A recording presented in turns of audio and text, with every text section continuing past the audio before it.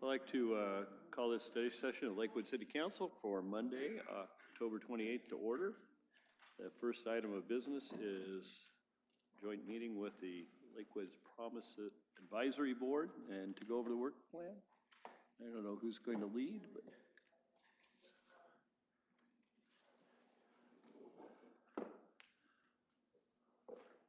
although we generally know who you folks are, I see a couple of fresh faces, so why don't you introduce yourselves?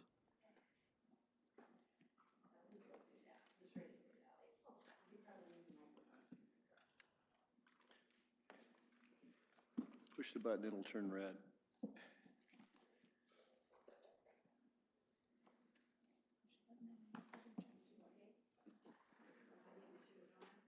Good. It's on. Okay, I'm good to go. Good evening. Good evening to Mayor Anderson and Deputy Mayor Whalen and members of the City Council. I am here this evening as president of the Promise Advisory Board this year again, and I am here with other members of the board, and they are Dr. Joyce Loveday, who is sitting over here on my right, and I've got our executive director for our program here as well, and I'm sure that you have already met Mr. Humphreys. And I have Andy Gernon with me, who is a member of our board and a very ardent and long-living example of what it's like. Of a great, no, that's not what I said.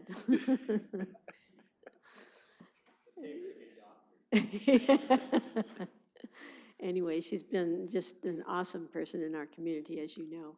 And then we have a student, a freshman from Harrison Prep, who is with us on our board this year. His name is Abel Alvarado.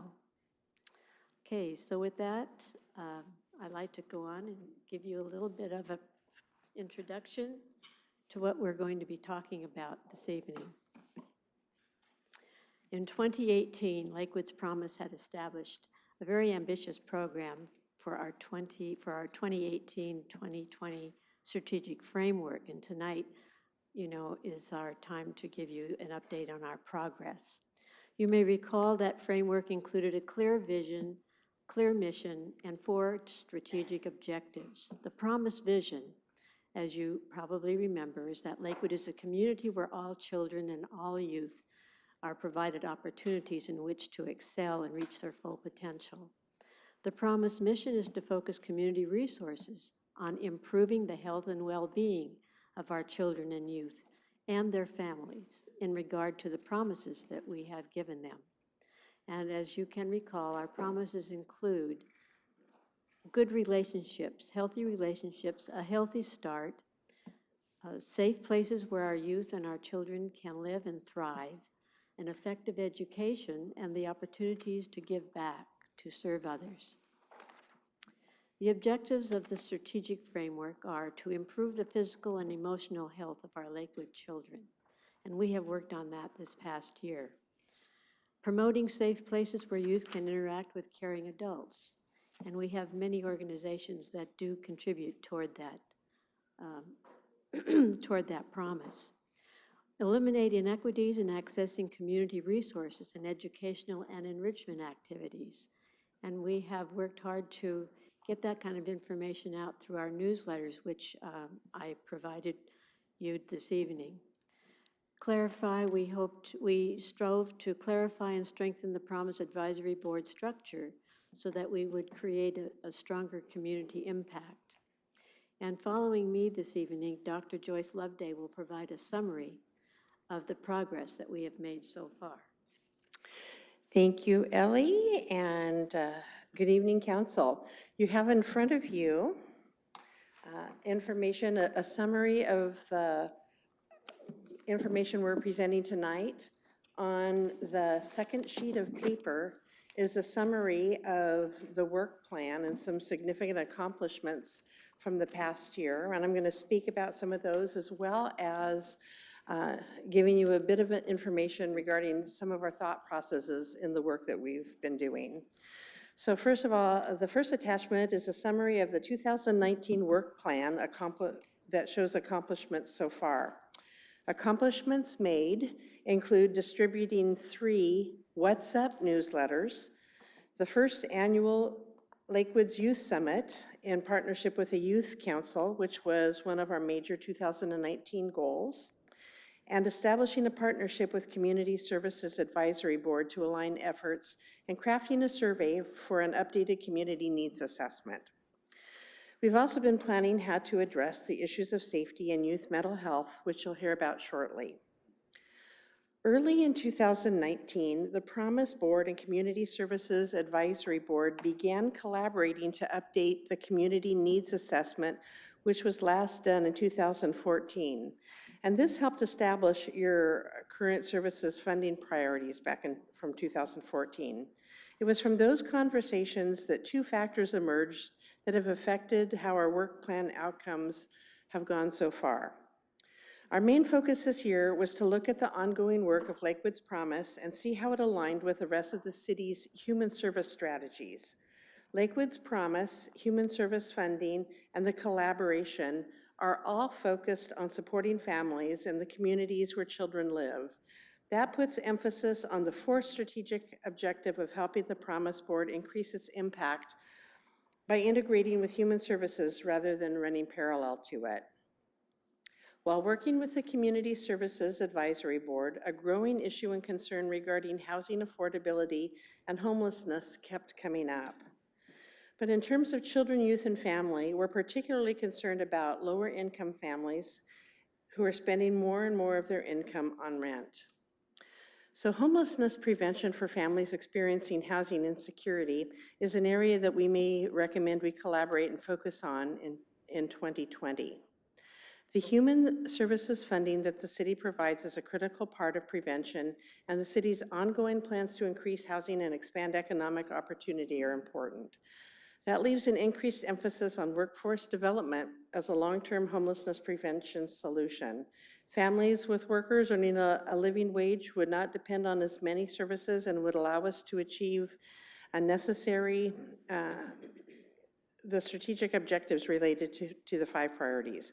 Workforce development does not necessarily mean funding, but at least means investigation and communication about family wage jobs, what they will be, and how residents can be equipped to participate in our expanding economic opportunity.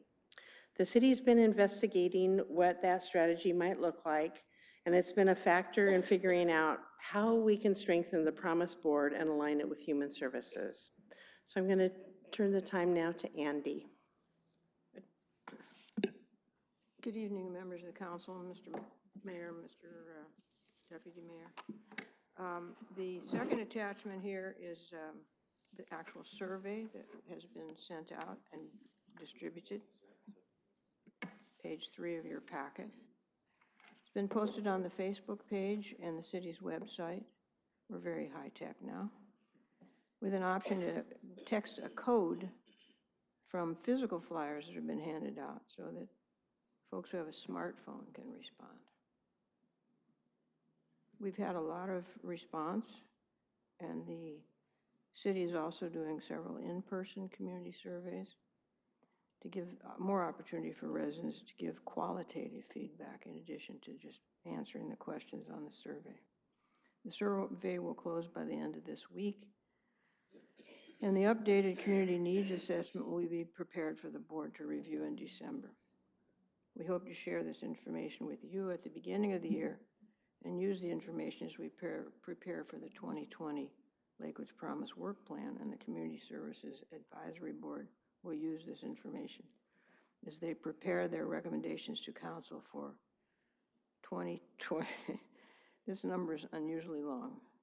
2021 to 2022, human services funding priorities. We have more than 300 responses so far to the survey. The diversity of age, income, and geography is very good. And we have a lot of qualitative feedback as well. We haven't really analyzed that yet, but the quantitative feedback shows that everything the city currently supports is needed. The issues of highest priority to the community being safety, access to health care and mental health services, and affordable housing. No surprises there. These priorities are quite consistent with feedback from the community collaboration meetings and site visits conducted over the summer for human services funding. So back to you, Joyce. I think I'll go ahead, I'll go ahead and finish it up. The city staff would include human services, community development, planning and economic development, and they'll be working internally to assess potential affordable housing and homeless prevention for all the families that live here. We will use this information to help from future advisory board work programs. Now, regarding the issue of safety, we review, excuse me, we review the responses from the community survey to interpret more accurately what we mean by community safety and work with other regional providers to see how Lakewood's Promise Board and/or our community collaboration can support new programs and look for best practices. Regarding the issue of youth and the mental health issue, we understand that youth talk about mental health issues in a little different light than what we adults tend to think about. And so it is necessary to bring everyone together in partnership with the Youth Council to define, to measure, and respond to the challenge of youth mental health, which will likely be a significant part of our work plan for 2020. So at this time, I'd like to conclude by saying that we are happy to be here again to share what we have done and to provide some thoughts and ideas as to what we are thinking about for next year. And I'd like to open it up to you for questions or thoughts or suggestions, whatever's on your mind. Questions or comments from council? Mr. Whalen. I want to thank you all, obviously, for all your work. If you had a crystal ball and you looked ahead at the survey results, which are not in your hand yet, what would you estimate or guesstimate to be some of the responses on your survey? Well, I can tell you what I've been hearing just from my conversations with people in the community, and it basically tends to come from youth. They seem to be focused on mental health issues and safety. Those seem to be their priorities. They don't talk too much to me about homelessness and that issue, but we know for a fact that we have several in our school district who are homeless. So. Can you flesh out the mental health? Maybe we can get some help. What's some thoughts about that topic? Is it like the bullying topic that they addressed, or some other issues? A part of that is bullying. A lot of that is stress, academic stress, social stress. Social media plays a large part, I think, in what I'm hearing. What do you think?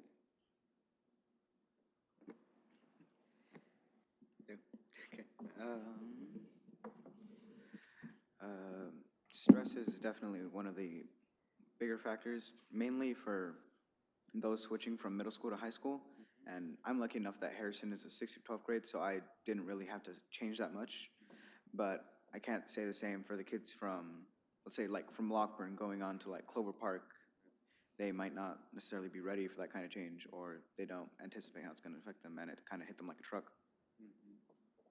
Some more transitional assimilation.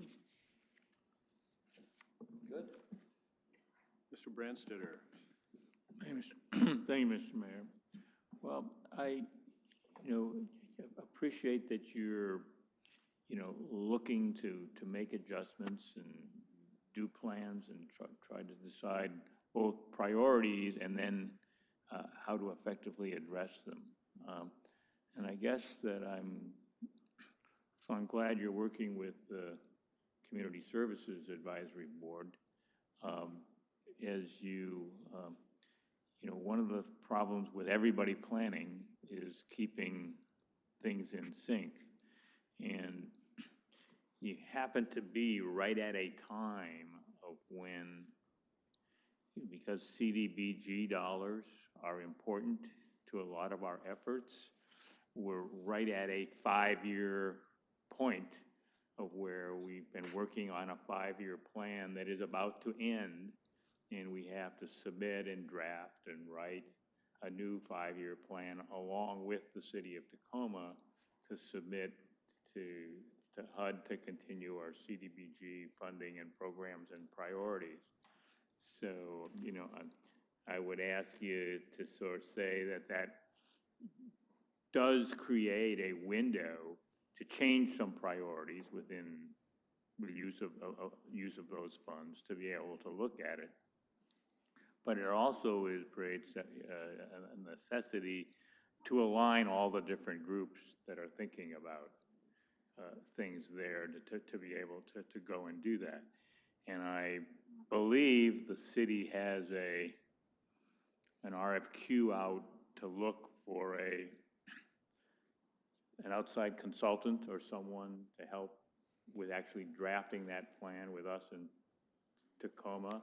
And so I'd want to make sure that you get engaged with whomever that turns out to be to go on, and that your input is fully considered, okay, and your perspectives in terms of being able to go and do that. I guess I have one other observation about homelessness, and that's 10 years ago, economic development was the buzzword, and homelessness is like a buzzword now. But that I was at a school board meeting earlier this month where they were reviewing their internal policies about enrolling and providing home services to homeless students. And I was really surprised to learn that they have a very different definition of homeless than I and most social services organizations usually consider. For instance, a student whose family lives in a mobile home park is considered homeless as far as the school district is concerned, even though we have 800 units like that, many of which are perfectly stable housing for folks. That just is that as you work on the issue of homelessness and you look at it, just like when you talked about emotional and mental health, they're being defined differently by young people than it is by older folks, that I think that the start of a plan about homelessness needs to start with a good definition, okay, and both the definition of homelessness and the definition of what the desired outcome is.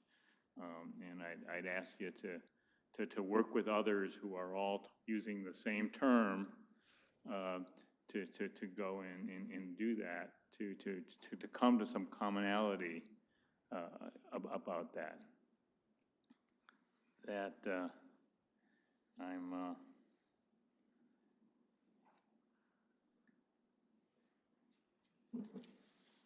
I do like the flyer, okay, and I think it's not black and white, and it looks good to do that. But I noticed on your work plan there was apparently a concern with distribution. It seems that this is something that comes back around. I thought we dealt with that 5 years ago. Exactly how are we distributing it, or how would you like to distribute it if you could? Well, it goes out to our elementary schools and our middle schools. It doesn't go out to our high schools. Mm-hmm. It's available at the high schools, but it's not for every student. It isn't sent home. It isn't sent home because usually, for whatever reason, our high school students don't take it home. Well, given the content, is there, what change would you like to see, and to the extent would you like us to help make happen? To make that happen, I think we'd have to have maybe a conversation with our school board. All right. I mean, it's certainly, while I like it, I'm not the target audience. No, that's okay, but you need to know what's going So, on, and we felt that it was a Y- good y- thing know, for you so to. So I would really like you to say, that it to get in the hands of the target audience and make a difference. Anything else? Ms. Moss? Thank you, Mr. Mayor. And as a liaison to this committee, I just wanted to echo what has been said and to share with you guys on the education piece. I think that you're doing a fantastic job of teaching the youth the importance of giving back to their community. And you can tell by the way they're embracing the different commissions and especially the Lakewood Promise Board. So just wanted to say thank you, and I enjoy the meetings every day, every month. Well, you remember, Mary, that we had the Youth Council host the summit, and that was one of the highlights of this year, really was. Those students did an outstanding job putting that on. Yeah, and I did attend that, and I saw the students doing the work and getting involved, Yes. so I appreciate that. Yeah, I'd like to echo that. I think that was an outstanding event, and the amount of latitude that was given to the students really brought out their leadership qualities. Who else? Well, I'd like to thank you again. I have ambitious goals. I'm particularly anxious to see what your responses, the responses you receive are with respect to mentorship. Yes. So I think that's something that's attainable within the resources that are available in the community. I'm kind of hopeful that that's a high priority of the community as much as it is for me. Well, we're anxious to see the results, and we are more than happy to share that with all of you as well. Well, thank you. Okay. Well, thank you very much. Thanks for Thank coming you. tonight. Thank you for your time.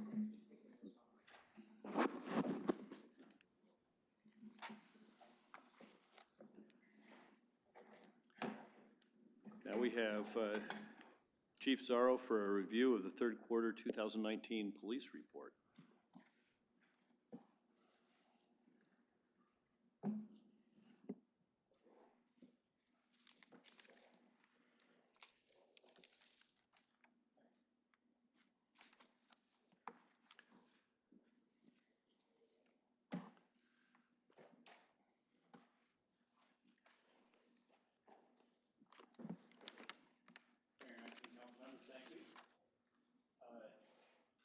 That time again for my quarterly report from the police department. Sort of get situated here.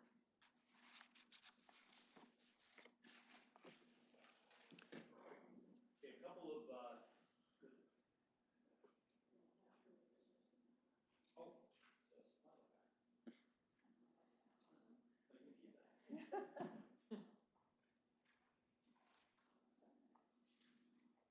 Again, as we go through the report, there's a couple of new things that I focused on, and just to sort of try and tell a better story about what we're seeing this last quarter, what we've been doing. As you can see, calls for service are up from the second quarter, which anecdotally I kind of predicted or guessed. It just sounded like the radio's been a little busier. So the stats, as we were able to put together, show again, a decrease in property crimes from this time last year, but an increase in overall person crimes. I'll go through that a little bit more, but again, what we're seeing, and I think the biggest contributors to that are still domestic violence and gun crimes. So this is a little bit busy, but I also wanted to do more in the way of breaking down by district for some of the total crime by districts. You can see I've labeled them at the bottom just by name, just to have a better idea of where those are at. There's the business, or the central business district, you can see has the total, the highest total numbers. But a lot of what drives these numbers are property crimes. So it's where you would expect to see more property crimes in the business district than the residential district, which is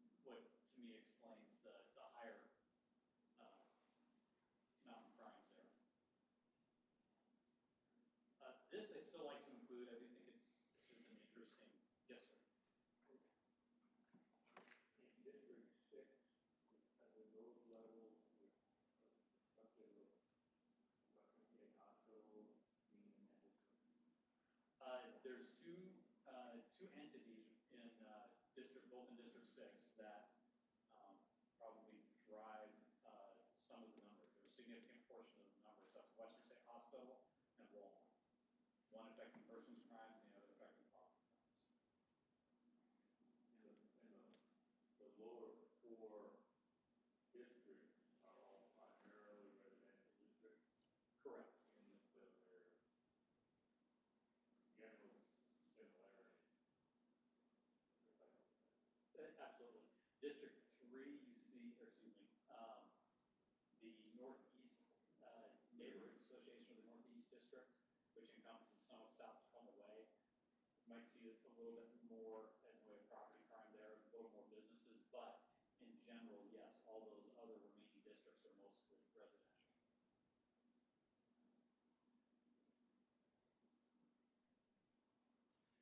And again,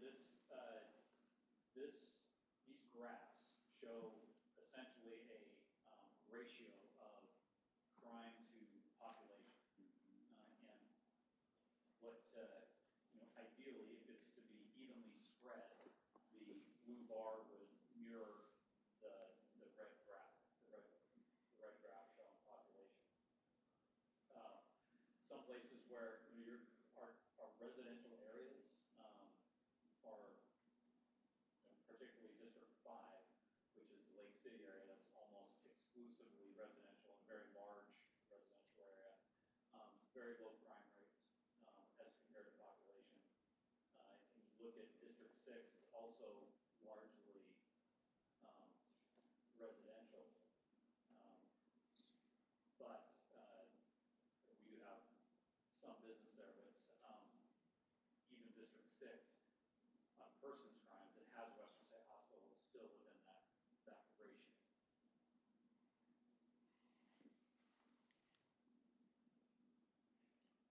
Person crime by quarter, I'm glad to see at least starting to, a reduction from last quarter, I'll take it.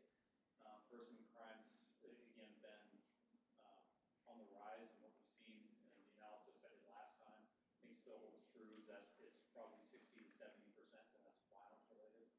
And probably even higher than that when you look at if it's a known suspect to the victim. And then also the gun crime that we've been seeing, and gun, just general gun incidents, gun-related incidents, which I'll talk a little bit more about shots fired in a little bit. And then Western State Hospital, I'll just keep this, keep this in as just kind of a place mark, just to keep tabs on how they're doing. About the same, not too different from the rest of the year. And then I mentioned shots fired, and I wanted to include this because I think I talked a couple meetings ago about the number of guns and gun crime that we deal with in Pierce County. And through Project Safe Neighborhood, which is a grant that's us, Tacoma, and Pierce County partner on together, we work with the ATF to put together different statistics related to gun crimes. One of the things we looked at were calls related to shootings and shots fired, and that's been the trend for this year per month. And you can see, and that's anything from somebody being shot at to reports of somebody shooting in the middle of a road, and officers get there and find shell casings, which happens not just in Lakewood, but Tacoma and Parkland and surrounding areas of Pierce County, with I think frightening regularity. People are just, there's no hesitation at all, just pull over and start shooting out your window. It's, like I said, not just us, but we see that in our neighboring areas as well. In one of the safe neighborhood reports, they actually found that the region that they examined, Lakewood, Tacoma, and surrounding areas of Pierce County, was like 3 times more likely to have an assault involving a gun than every other region in the country that they were part of it, right? Is that? We have a lot of guns in our region to Yeah. start with. That I think you can probably attribute it to some of the military being here and, even legal guns. I think we have a lot. We know our property room takes in a lot of guns. And that's compared to agencies of similar size in King County. There's just a lot in our area. And they get stolen, they get traded, however they get into the hands of people that shouldn't have them and do bad things with them. It's, I think, just part of our environment. So, Chief, a personal experience that I'm still getting restitution on. I had a duplex in Spanaway that had a long-term tenant decided to cook meth in a shed in the backyard that he built and virtually destroyed the place. When they busted him, he had over 200 weapons. He'd been trading them instead of cash. So people would steal the weapons, he'd trade them for drugs, I guess with the idea of selling them later, which, Some of your better tenants? Or? yeah, he was, actually paid his rent. How did he get the money? Yeah, actually, he was a good tenant for over 5 years until his brother got out of jail and talked him into cooking meth with him. Are we finding caches like that? We absolutely are, and guns are treated like a currency. When people are buying dope, they'll steal whatever and trade it for dope. Guns you get a higher value for when you're trading it for dope. We are absolutely seeing that. What are you able to trace that stuff back? I mean, like a serial number, they have serial numbers, right? Do you trace them back to somebody who actually transferred it or bought it legally? And We do in some cases where, like the homicide that we had a few weeks ago where the young man accidentally shot right, his friend in the That's back. Well, that one, things like that, we want to find out how that gun got into their hands. right. When we come across a big cache of weapons where there might be, 20 to 30 of them, we generally don't, if we check to see, make sure they're not reported stolen, but it's actually a bit of work to trace each and every one of those back to their origin. There's too many of them. So what do you do? Destroy them after? We do. We don't, we just take them in. If they're stolen, we'll try and contact the victim to say we've recovered your stolen gun. They can come get it. A lot of times, it's been stolen and, passed through several different hands between then and the time we recover it. And we can't get a hold of the victim. So either that's the case or there is no victim, there's no real owner to return them to, then they get destroyed. We do not sell them or auction them off. We just destroy them.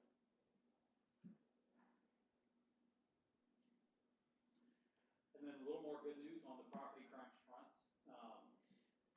If your house is burglarized, you probably don't want to hear me say that property crimes are down, but property crimes are down. I talked last time about that little spike. We had arrested a couple guys. We had a big spike in graffiti reports for vandalism filed under property crime. Then we arrested those two, and we wanted to see if that would have an impact, if the rates would go back down. There's no cause and effect. I think there's an association point to where we went back to a continued reduction. So I would pretty safely say that the increase we saw last quarter, a lot of it might have been related to some of the increase in graffiti and stuff. And how does that relate to neighboring jurisdictions? I don't know. That's a good question. I think there is a general decline in property crimes. Because of that, I think one of the deals is a high priority. Yes. Yeah. And not just with that specific unit, but I think that attitude, looking at the people that we know are committing the crimes again and again, and holding them accountable and coming down on, I think has had a huge impact. I think it'd be, some of that information may be helpful, both on, expected that from the Pierce County numbers, but in addition to ours, would be helpful for policy validation purposes is we devote funds to property crime prevention and enforcement, and other areas of the state don't. And if we can point out a statistical disparity, it helps us make policy decisions. Okay. Mr. Mayor, Good. I'm sorry. Mr. Mayor, where does the media get their stats for Lakewood from? So, they get cooked in about 3 different pots before the media finally gets a hold of them. So we send ours to WASC, the Washington Association of Sheriffs and Police Chiefs. They store them in a certain way, and then they report them to the FBI, who store them in a certain way. Then they publish their nationwide report, and that's where the media draws them. That they see the FBI stuff. Yes, they see the FBI stats. Ours are, it's our crime analysts pulling them directly from our own internal databases and reports. What are we 192% higher of in crime than any other area in this Pierce County? That was stated this afternoon on the news. 192% higher in Lakewood than other areas, and I don't know where that came from. What news outlet did you It was on Channel 7. Okay, I'll find out. That's, there's no way you could make that, or any way you could make that broad statement. There's some areas where we're lower, some areas where we're higher, but just to say that 192%. 192%. So if we can put the kibosh to that, that would be fantastic. So Chief, I see the year-to-date 19, year-to-date 18 counterfeiting numbers are down, and it's something we'd never usually comment, but it's down 24%. Does that have to do with the closure of the swap meet? I could not make any Okay. correlation to that at all.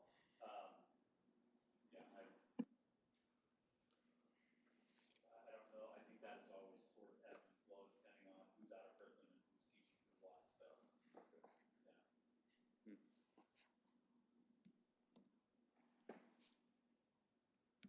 And then here's our total crime numbers, and, you know, I said earlier, they're pretty much driven by your property crimes numbers. You can look at the past few, couple of years, and the graph is pretty close, as far as, peaks and valleys. Again, on a good path. We are, you know, for however the FBI gets their numbers, we pull them the same way for years, and we're on a good trend in it being the, you know, second lowest quarter since, mid-2016. And wanting to look back a little bit further too, just going by years, you know, when we look at quarters, we see, you know, some pretty distinguishable peaks and valleys, but over a several year period, it looks relatively flat. Again, this is more, you can see that even with in 2019, an increase in violent crime or persons crimes, the overall is down because of the property crime. Yeah. And we talked before too, looking at different districts, a little bit, just to kind of see what, just to learn a bit more about the history of each one. Here you can see with Springbrook, it's been, you know, they've had their ups and downs. The big drop in property crime and violent crime in 2017. It's slowly coming back up. It's still considerably lower than what it was. I think it's, the perception of it is that it's still a very high crime area, but we've made some headway there. And then also Tillicum and Woodbrook really sort of stagnant. The total is up a little bit, but not, as far as the trend line goes, it's fairly flat. And as you can see, I mean, I'm not sure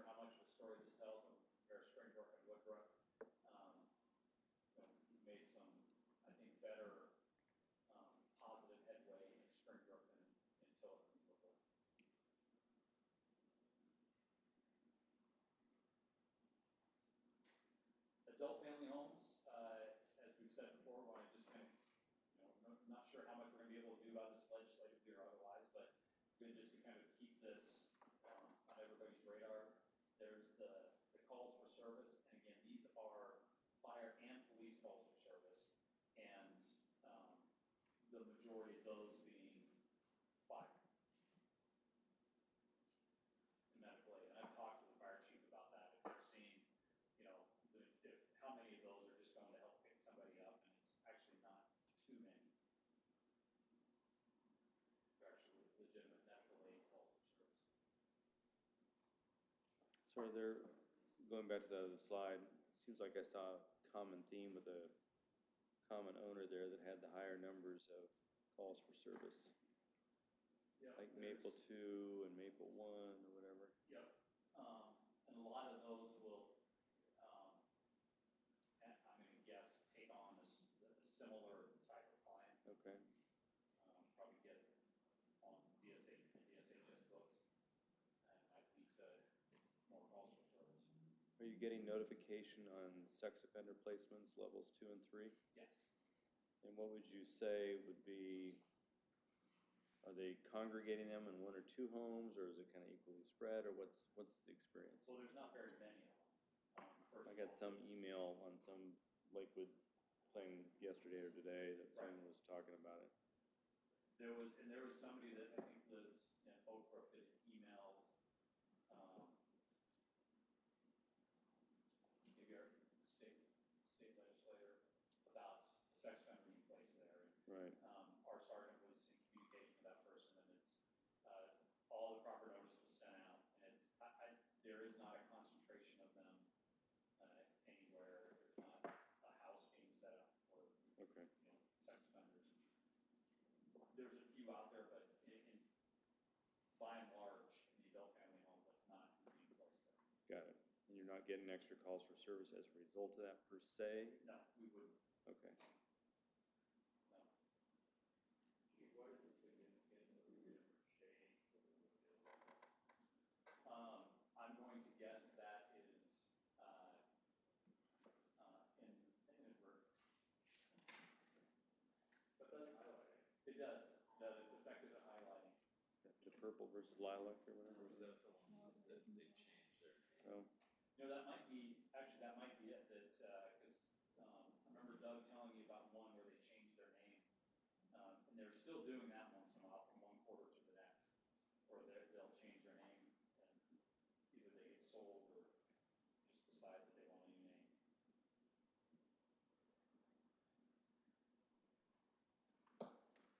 So one of the things that we talked about, I think last time, was the speed emphasis that we have and the trying to evaluate the potential impact of that.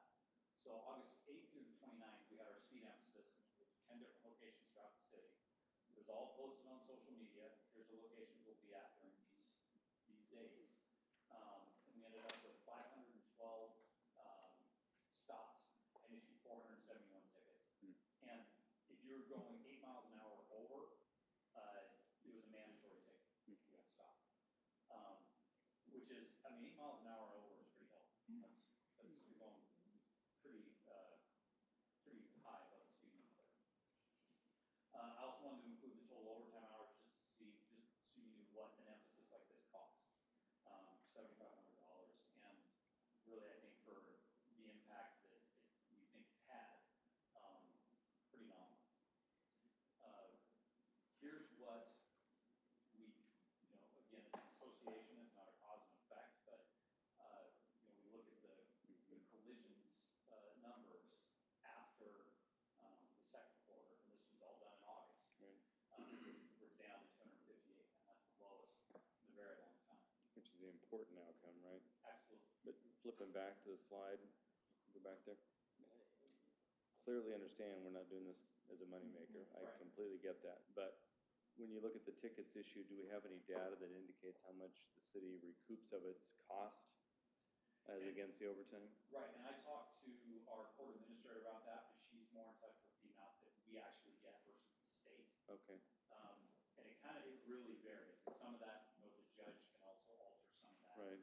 What the fine is. So, but when I talked to her about the number of tickets issued Right. and the $7,500 number, she said that we should easily be able to cover our costs. Okay. Yeah. But that's not why we do it. Well, no, and we brought that up. Clearly, the impact of reducing speed and accidents is the number one motivator. And the money doesn't return to yours. No, it returns to yours. That's right. That's right. Well, now you're talking. Well, I was gonna say, then it changes the scope of the discussion to, maybe a little more ticket activity, and more budget money. I think the microphone just went out. I think Yeah, it right. did too. But we look at the significantly reduced number of accidents, at least Yeah. per quarter. And then I also had Doug pull them by month to see if, we could look specifically. And, it was a low quarter before August, but it dropped even lower after the speed accidents. And we're gonna do another one. Now that the weather's changing, we wanna make sure people's driving is staying controlled and slow. But what we're gonna do this time is work with our traffic engineers to do a tube study to measure, it's putting those little black tubes across the road so we can measure the average speed of cars before we do the emphasis and then after to see what kind of impact we have on driver behavior. It's assuming they go over them with four wheels as opposed to being on two. Now, 4th of July, obviously just inside the third quarter, so I wanted to talk a little bit about that. Now, you are going to be getting the memo from PSAC about what their recommendation is regarding any sort of changes to the fireworks ordinance. What I want to do is sort of present some of the data that we get every year, what kind of impact it has on our calls for service. And these are just overall calls for service. You can see in 2018 there was kind of a spike, but other than that, fairly low. And these are all fireworks related calls for service. On the 4th of July, as you'd expect, we get more, but still only talking, the most is 45. Right. Now, here's the fun part. Yes, sir. I guess one of the things that we hear about is, fireworks-related calls for service outside Of that 3-day window. Right. Because, we hear people who feel that it goes on for 2 weeks. It starts days earlier. So if the PSAC had some data about, how much of that is not inside the legal window, Right. or to go on. I mean, I guess I'm trying to understand what's a typical fireworks call for service inside the time when fireworks are legal, which is those dates you showed. Correct. So what is someone calling about? That there's fireworks being lit off. Even if it's Correct. within a legal time? That's correct. So I'm trying to decide what value to place on that Well, it's kind slide. of, that's a good point, but I kind of demonstrating what fireworks do to calls for service. And those are calls for service that we wouldn't normally get any other day if people weren't lighting on fireworks. Now, we also get them New Year's Eve, we get them after Seahawks wins, and then at other random times. But we really don't get, outside of, a couple days either side of the 4th of July, we don't get fireworks calls for service. They're called in as shots fired, so. And even on the 4th of July, that's sometimes what they're called in as. So one of the things, I'll go back to the video, but one of the things that I also wanted to show that was presented to PSAC, some of the broader calls for service numbers, and then I also got numbers from West Pierce Fire and Rescue, because it's not just, if we're getting called, it's because people don't like them, because the fireworks are being lit off. But if West Pierce is called, it's either because somebody got hurt or because there's potentially a fire, or fire got started. So, Assistant Chief McCurdy was able to provide these for us, and you can see that, going June 28th through July 5th, looking at the calls for service numbers, there's really the 4th of July, they actually see a dip in, you know, ALS and BLS are essentially medical aid loans. It's advanced life support and basic life support. They actually see a reduction on the 4th of July. The one place where it really sort of jumps out at you is the single company fires, and those are like brush fires or dumpster fires, things like that. They obviously had a spike there on the 4th. And what Hallie said is 3 of those were confirmed as fireworks related, likely more, but you can't, it's very difficult to say, yes, this fire was caused by fireworks. But at least 3 of them did. So with this, one of the things that I had mentioned was, and I have a tool over here to run the computer. One of the things I had mentioned was because we know that the city of Tacoma has a ban. And we wanted, I wanted to kind of see, what does a ban look like on the 4th of July as far as fireworks? This is Tacoma. This is, yes, so this is from our drone. It is at Ward's Lake Park, and right now it's pointing due north. And what it'll do is take a 360 view. It stops, north on each of the cardinal points for a few seconds and then continues around. And this is at about 10 o'clock at night, and this is, it takes a few minutes to go all the way around. But what I can tell you is, they were out there for a few hours, and what you're about to see is it's like that pretty consistent. And again, this is Tacoma with a ban.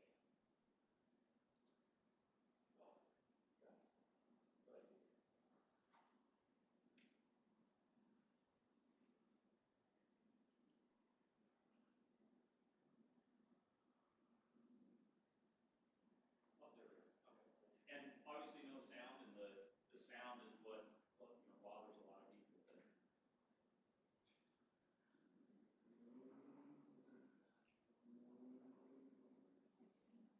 So if you can see off in the distance on the horizon there, and that's still Tacoma. Yes, it is.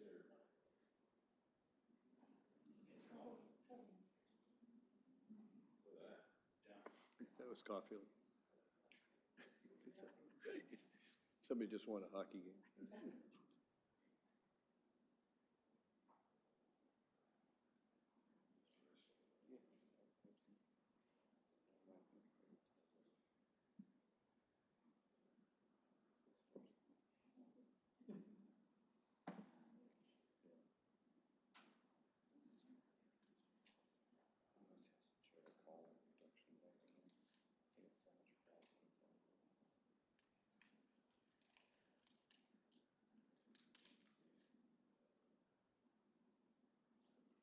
I'll let this go for a couple minutes. I want to swing around to point east into South Tacoma and then Spanaway, Park and Spanaway. And then I'll jump over the airfield and show you the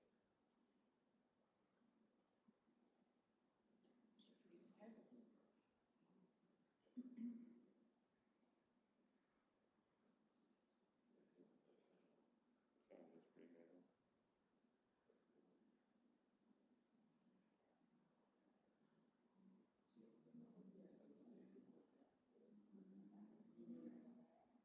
Well, and that's a good question. So those of you didn't hear, Councilmember Moss asked what Tacoma's doing about the ban. And one of the things that I found, a quote from Tacoma when they first implemented the ban, when I was looking for some of this, was they entered they created this ban with the understanding that it's going to take voluntary compliance to be effective.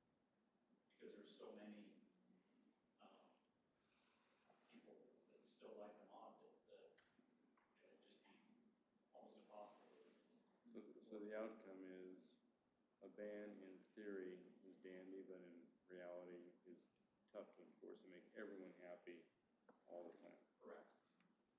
So really what it's gonna come down to, well, PSAC will make their recommendation, but Yeah. it's gonna be, so it's a matter of points. Yeah, it's really predicated on being disciplined. Compliant, right. We're having such a huge, massive community fireworks thing that everyone gives up the right to do their own little thing. Well, I was gonna say, the only way to do it is like what Massachusetts does, where it's out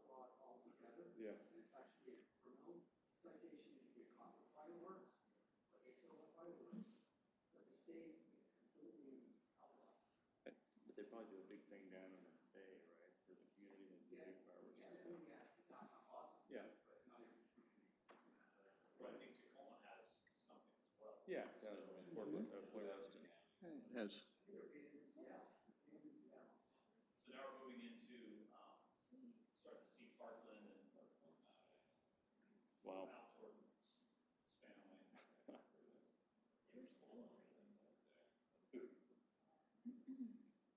Yeah.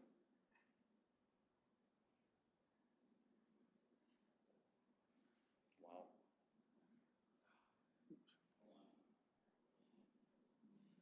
Sorry.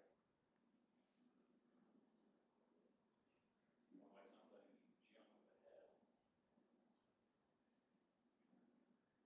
We get the picture.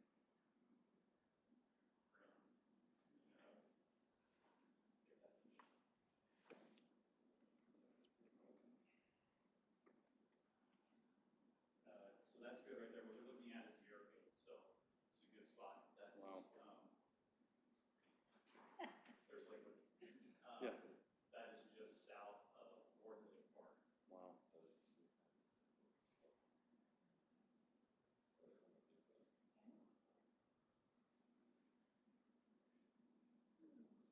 And here now we'll start seeing, be able to see off more into some of the residential areas. Probably. We have, no doubt about that.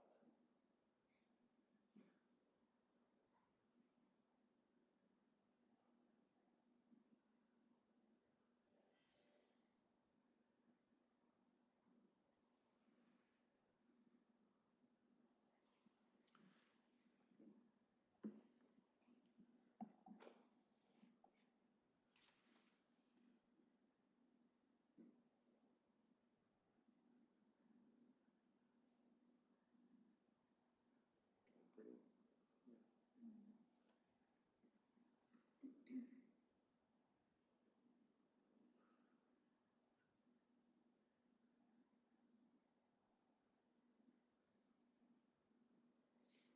It's a lot of money up in smoke. Are a lot of these the ones that you can't buy from Kroger? Yes, if you see it up above the tree line, that's typically when you're not supposed to have. As there, virtually nothing that you see is legally discharged off a reservation or legally sold off a reservation. Because if they get, you know, like emergency seat Yeah, I don't, even, I think about 10 people, really, if it's, you're seeing it up in the air, it's illegal. Yeah.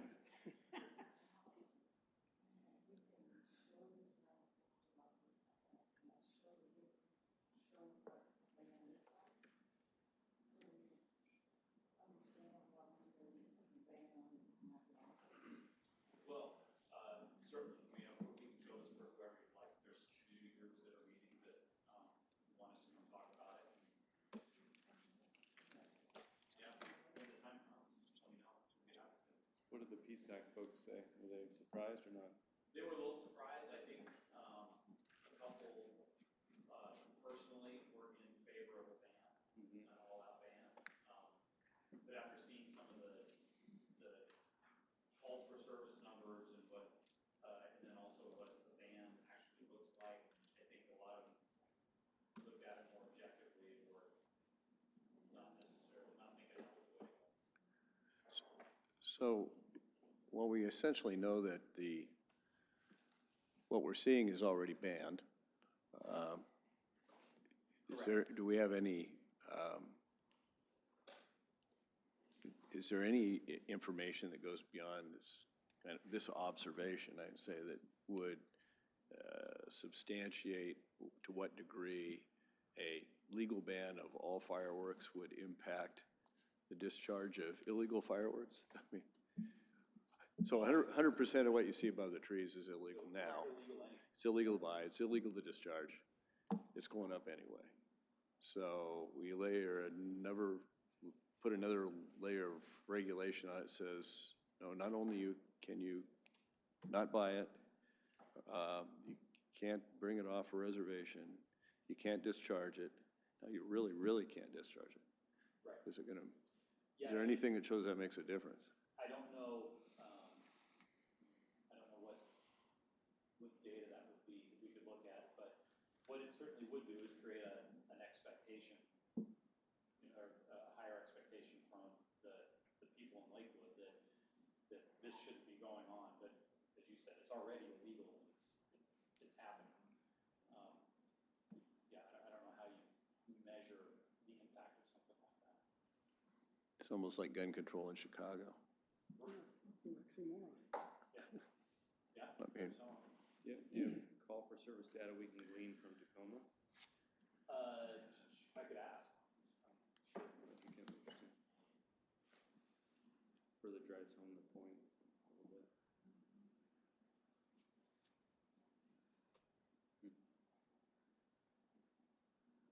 Is the county banning? no. They did change the law a little bit, years ago, I think narrowed the time frames or something, were you around when they did that? Yeah. It's, there's, County allows it to. they allow class, whatever they are, the, It's completely unenforceable. but I mean, it would, they've got like 5 guys and that covers, so it- 15 people, that's all. and they've got, And one guy would have to go to the end of keep him in stores. You gotta actually and so, and, and, and you're gonna have a, you know, I mean, it's, I don't even know. well, they have, you have a spike in drunken brawls and domestic violence on holiday weekends, and they've got more, and they don't have, the sheriff doesn't have the staffing level to deal with that already. How are you gonna chase fireworks down? Right, I mean, I do think that that's an important point, when you talk about a ban, and I'm not gonna enforce it, you are, and your folks, we also have to know, we also have to understand what those calls are competing against, right? So if you're like, okay, this is what happens on a 4th of July, and I don't know, but I could throw out some guesses, I guess, and you're saying, so then it's, do you want me to put more resources in? I mean, pay overtime? I mean, what's it worth, really? I don't think you can go into a ban and not talk about the flip side of, if I have the same number of people and we're chasing down some kids who are shooting off some guns, or a bunch of kids that were shooting fireworks, and we're at the wrong end of town. Those are competing uses, and how much in the way of dollars and cents are we willing to put behind that? I mean, you always have to compare your enforcement, and if there's so many people doing it, and you're only able to enforce it on a couple of people, there's inevitably going to be the allegation that it's disparate treatment for one reason or another.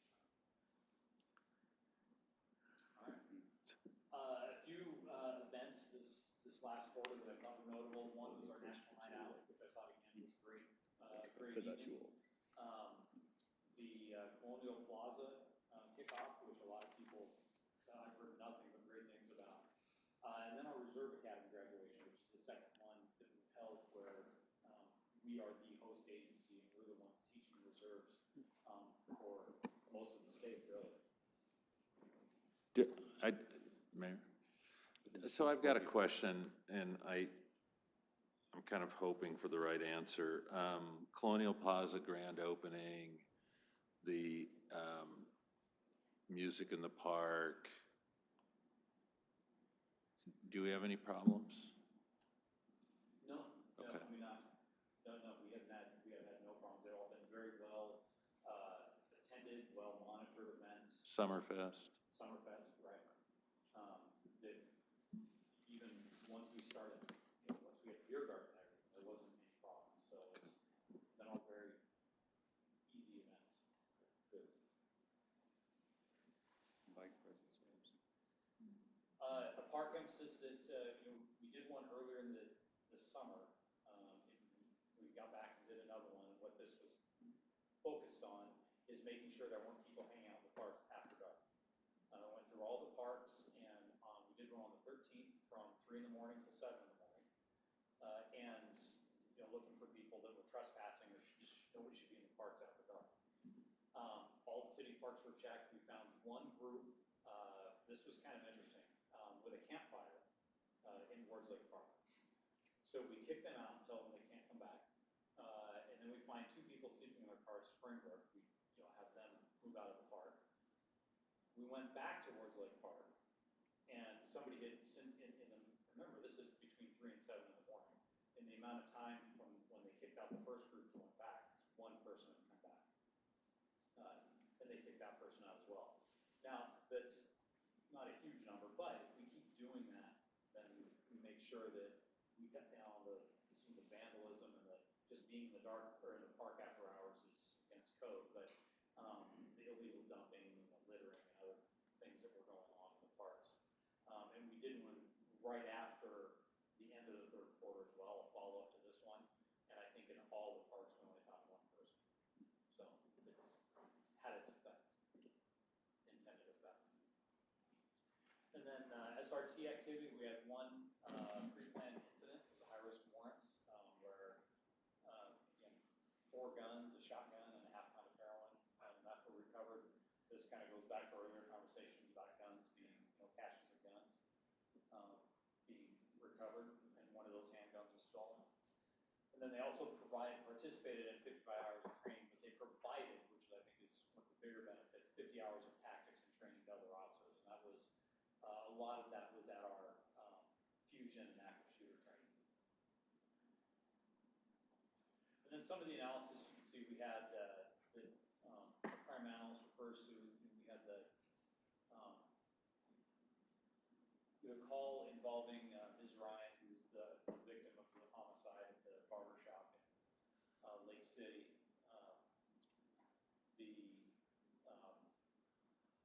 What ended up being a justifiable homicide, a guy that broke into a house on Stoker Boulevard looking for drugs, and the owner there shot him.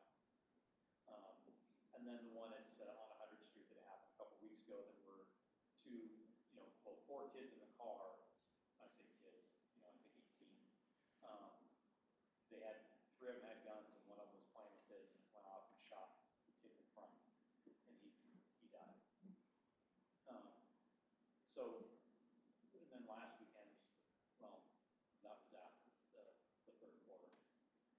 But it's, not, they aren't gang related, they're completely unrelated incidents. And if you're looking for a pattern or something you get a handle on to prevent these, it's really hard when the first one is no firearms were involved and completely no relationship between the victim and the suspect. The second one is a guy looking for drugs that I don't know why he thought they'd be there, and then the other one was an accident. Just terrible. So I think the bright spot that we can point to from this last quarter was the continued reduction of property crimes, which again has an impact on our overall crime. So with that, I'm happy to answer. Mr. Simpson. Thank you, Mr. Mayor. I already know the answer to my question, Chief, but I'd just like to play the devil's advocate with you if you don't mind. And I'm serious, I'm not joking around. I like the fact that you conducted that speed emphasis. And one question that comes to mind is, when do you plan on doing that again? I think we're looking mid-November. Okay. At Sergeant Fraser getting to work on that. The one thing I noted here is that 72% of the time, by these contacts and tickets issued, a person was issued a ticket. And this is at 8 miles over the limit, which is a fairly forgiving standard to work with. And I realized, and you said this, and you were very clear about this, when you go to the next slide about total accidents by quarter, there were 56 less accidents from last quarter. Now, we cannot draw a correlation, at least a strong correlation between those two, but we can surmise that I wonder what we saved, not we, but people saved in money from the lack of those 56 accidents as opposed to the money the city took in. And if we are in the business of public safety, then why aren't we writing more tickets? Not to make money for the budget. I want to be clear here. I mean, my first remark, I was kind of teasing, but now I'm dead serious. I don't see this how this enriches the city. I see this as it's protecting the citizens from accidents, that these numbers seem to suggest that when we have these speed emphases, traffic accidents go down. So is there a way we can marry these two things together and we still stay within the state guidelines that say, Lakewood, you can't be, you can't just be adding to your coffers simply because your officers aren't writing tickets? Well, absolutely. And one of the things that this sort of highlighted for me was the effectiveness of doing emphasis like this, where it's not a huge draw on our financial resources because we do recoup some of it, if not most of it. And I will, we'll see how this next one goes, and with the two studies as well, sort of validate some of the changes of driver behavior. Look at doing them more often throughout the year. Can I add something to what you said? I'm not looking to recoup. I'm looking for the city to make something, and those dollars can be used for programs that this city needs to be further addressing. I realize we're probably getting onto some legal thin ice here, but I'm not interested in breaking even, sir. I'm interested in making $1. And that's what I'm saying, Mike, is. I'm not, and I think with all due respect, we cannot approach traffic safety in that manner at all. And even well-intended conversations can be construed later as, writing tickets to make money. And going back to your initial conversations about what we saved in collisions, I would bet that first of all, if you don't get in a collision, you'll get injured. But what somebody paid in the ticket is probably still less than what their insurance rates would be, if they got into a collision. So, and it changes the behavior of all the other drivers too. Okay. So, following up on Mr. Simpson's comments,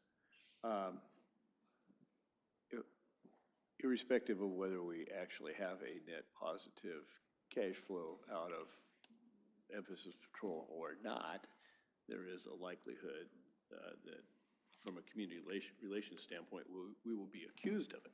Correct. I go back, I hate to make correlations between fire and police because you are so different, especially in colors of uniform. But years and years ago, I ran a bond and levy for a fire district, which is now part of Central Pierce. And fire districts are rated, they only on numbers, risk numbers basically by insurance companies, and that's how that and the value of your home is how your fire insurance portion of your premium is calculated. The better the fire department, lower the rating, the better rate you got. And we could show that by moving from a 5 to a 3 or whatever it was, the fire insurance rates would save a homeowner more money than they'd pay on the bond and levy. So you get a better fire department, you pay less money. It's a no-brainer. My recollection is that car insurance companies rate by zip code. I know they rate at least by town, but or city, municipality, but I believe they go as far as rating by zip code. And if there's any way we can find out, maybe from the couple of the big ones in this area, Geico, USAA, Allstate, whatever they are, whether our accident rate,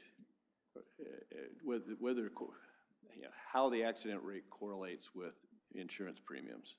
And it may be, if there's a measurable impact, that a justification to the public for increased traffic enforcement is, look, you're actually, the residents of Lakewood are actually saving some money on this on your insurance premiums because we're a lower accident rate. And I know that's true because I moved and my rates went up and I had exactly the same, I had exactly the same driving record, which they never had to pay for an accident for me, but depending on what zip code I was in, rates changed. I think that's a great idea. The trouble, I think, would be how do you explain it? Because just from listening to you talk, yes, I understand that, but how do you explain it? Somebody can just as easily say, well, it looks like, the city's using the police department to gain revenue. I mean, I'm I not don't- disagreeing with you, but you see what I'm saying? It's just a data set, fewer, more traffic enforcement, fewer accidents, better insurance rates. Well, and I think what it does is gives, when you all are confronted with your constituents that, complain about the speed emphasis or getting a ticket, that gives you more of an answer. It does. Car break-ins and motor vehicle thefts would also be part of that calculation Yeah. too. Depends on what portion of the insurance premium it is, yeah. There's a collision, there's different elements. Mr. Whalen? I know you had a conversation today with members of the Korean Business Association, is that right? I think it was Korean community members from Federal Way and Tacoma and here. And we I have don't another know one if there coming was up. any one group, organized group that was representatives. Got it. You. So how was the conversation? And I say, looking at the two homicide, I mean, that's just horribly unacceptable. It is, And and it's frightening for people who are sole proprietors, who work late at night, and, it's horrible. right, and it's not just those two. Right. There was the one in the county on 112th Street and in Puyallup earlier this year too. The two high school kids went in and robbed her and shot her before they fled. So they're definitely justifiably on edge. It was a good conversation. I think it was very well received. I think we are overdue to connect and do more with the Korean community in Lakewood. And we laid some of the groundwork for that today. Good. There's another one coming up on the 7th. You all were invited as well, but that's going to be focused more on, that's what CAGRO, the Korean Grocers Association. That's going to be focused more on safety tips. Things to help maybe prevent or deter what to do if you are faced with this situation. My concern, I appreciate, I think it's a great thing that we're doing to have these conversations, because that's the start of hopefully greater awareness and more positive solutions. My worry is that everyone's gonna get so freaked out that everyone starts arming themselves, right? And it just exacerbates And a lot of stuff. I did a couple of interviews, media interviews before and after the presentation, and I was only asked once about firearms. Actually, one of the reporters brought it up, like that's what people are talking about, but nobody asked about that during the meeting. I tried to be just responsive to what they were asking about, but it probably would have been a good time to bring it up. But my response to the reporter was that if people do decide to arm themselves, I hope they take the responsibility seriously and understand that it's not just a matter of buying a gun and putting it under on the counter. It's understanding what it means to have to shoot somebody. It's understanding training and practice with it and security and how that increases your chances of being shot and all of that. So that is one of the topics that I plan on for the 7th. But a genuine concern. Right, I would hope that would be a topic of conversation, because it's real. And there was, Ms. Moss and Mr. Branstad and I all attended today. Chief did a great job. There were virtually every Korean organization, and South Sound had a representative there, various media outlets, including Cairo 7, Channel 13, and the Korean media, Assistant Korean Consul General. So it was fairly high profile. But I would add, just as an anecdotal note, that there was an incident within the last couple of years where a Korean C-store owner was convicted of manslaughter for chasing and shooting a shoplifter. So It's, That's part of that responsibility and education that comes along with it, that I hope people understand. Ms. Barth. So you all know my affiliation and love for dogs, but perhaps that may be a method that could be employed by some of these folks. I know that when I had my own business and I was working late, I always had one of the guard dogs with me. And even though that they would lick you to death, nobody else knew that but me. Yeah, and I think that's a good tool. Cameras and dogs that look mean. Yeah, they could, I don't know what, if you're serving food as well, what kind of health codes there are related to that allow you to do that or not, but it's certainly something I'd throw out to them to, that's something more necessary. Mr. Mayor. Ms. Moss. Thank you, Mr. Mayor. Couple of things on the speed emphasis. I think you did a great job getting the notice out that it was coming. And I know myself and several of my colleagues shared it on our Facebook. We got a lot of good comments on that, so they understood, that it was going to happen. That's good. We actually saw one Facebook line from somebody complaining about it, and somebody else jumped in for us and said, well, they told you where and when it's gonna be, so you got to know when. Right. And the other thing that I had was totally unrelated, but Summerfest is approaching, and how are we coming along with the parking process or getting people in and out of the park? Have you made some progress with that? That will be much improved next year over this last year. Great. So there was definitely an issue this last year, and it'll be fixed. Okay, thank you. Mr. Branstetter. Thanks, Mayor. Chief, in your report, we're 2 months into the school year. Could you tell us how the school resource officer program is rolling out this year? And do we have enough officers willing and desiring to take on that role?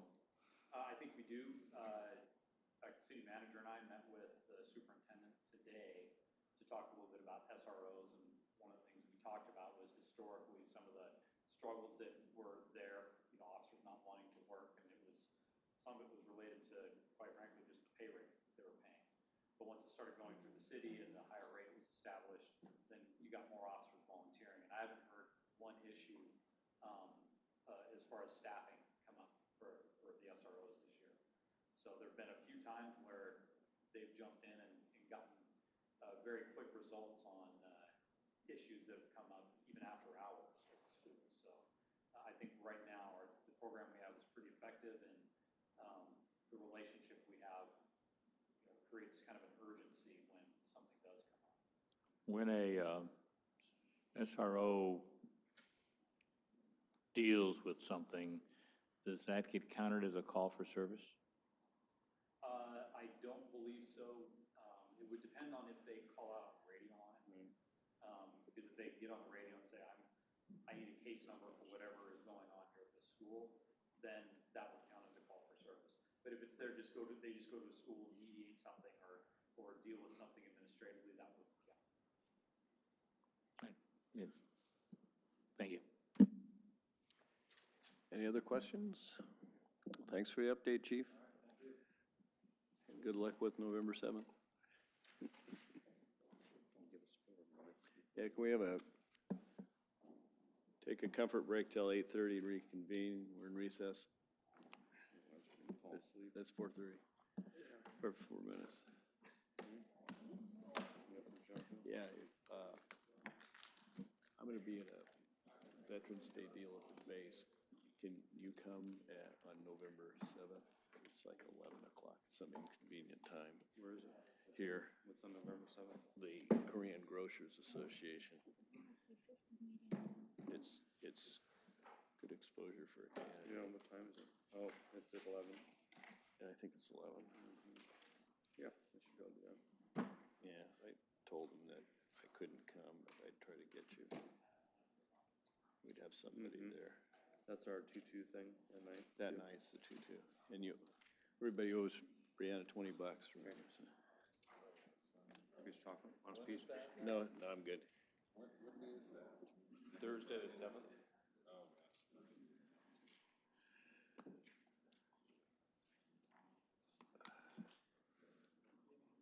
Yeah, I had a chance of turning it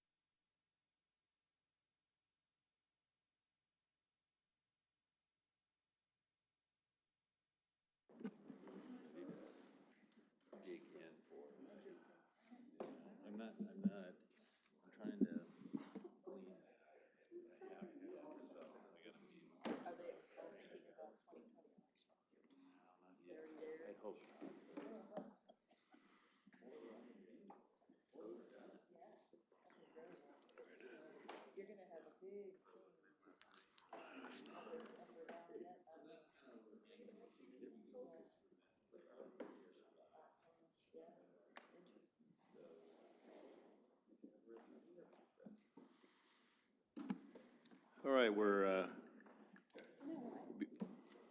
back in session. Next item of business is a review of land use and development code update with Mr. Buer and Ms. Spear. I'd like to hope, you know, this is the ultimate detail of city government is found in Title 18. I would hope that for time and comprehension's sake that we can focus on policies such as areas, general rules, and how they interrelate with each other as opposed to how Mr. Buer does his job and practices. So, That's kind of like the Wizard of Oz.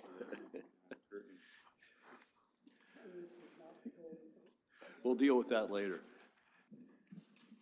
So, Mr. Buer. Okay, I have some opening remarks, and that's followed by a presentation by Tiffany. We're trying to go through this document in a summary form in probably less than 30 minutes. In my career, I've had the opportunity to rewrite major zoning codes 3 times. And every time I do it, I say this is going to be the last time because it often is a challenging assignment. But if it's done well, it can really have a positive impact upon how you approach development. A very brief history about how we got here in the first place. In 2000, the city adopted its first comprehensive plan. But at that particular time, it was behind in its development regulations, and the Growth Hearings Board issued an administrative order telling the city that it had to complete its zoning and development codes by the end of 2001. Now, at the time, the city council was struggling on a number of issues, and as I recall, that was with adult entertainment, air corridor zoning, and also residential densities. In the end, the city council adopted what I would refer to as a modified version of the county code. It did create more zoning districts than what had been previously set by the county in its county regulations, as well as in the Lakewood plan at that time. Fast forward several years, the current code is considered to be overly complex and thus difficult for both the staff and the public. So we have begun the process of updating it. I will tell you that we reviewed countless zoning and codes throughout the country, trying to find things that would work well for the city of Lakewood. And with specific to my knowledge of Lakewood and some of the things that are unique to this city that we've tried to incorporate in as best we can. So with that being said, why are we doing this? Very briefly, to improve accuracy. In as much as possible, be succinct with an exclamation mark, but I will tell you that's been difficult, oftentimes because of the regulations that the Washington State Legislature puts forward that we then have to try to integrate into a local code. We have reorganized chapters, we've moved charts and tables, and we have better land use typology, and we'll get into that, I think, a little bit more in detail. Number 3, we've tried to increase efficiencies, and through that process, enhance permit predictability. And if you look at 18A10, tremendous amount of time was spent in trying to put together a process to better explain to the public what's an administrative use permit, how it's processed, where the hearing examiner comes involved, and so forth. We've also taken out the administrative use permit requirement and either made administrative uses primary permitted uses, or in some cases, allowed them to continue as conditional uses. And namely, that's because the director has quite a bit of authority, and what is considered an administrative use permit sometimes can get kind of murky if you're not consistent from one project to the next. So that's, I think, sort of an issue that's being talked about in other zoning codes. So we took that out. We've also tried to clarify requirements and also lastly to be fiscally responsible by trying to make sure that we write a code that's easy for staff to use and so that we don't spend a lot of time at the permit counter and that we can do other things other than try to explain our own regulations. Just a brief sidebar, I will tell you that as we got into this, I was amazed at the level of state regulation that's involved in these codes and trying to bring it together so it all makes sense and doing it in such a way that is more readable for the general public. I think we've made an effort at trying to do that. I think maybe some of the definitions, you will find them to be constrained or weird. Those are not coming from the city, those are coming usually from DSHS.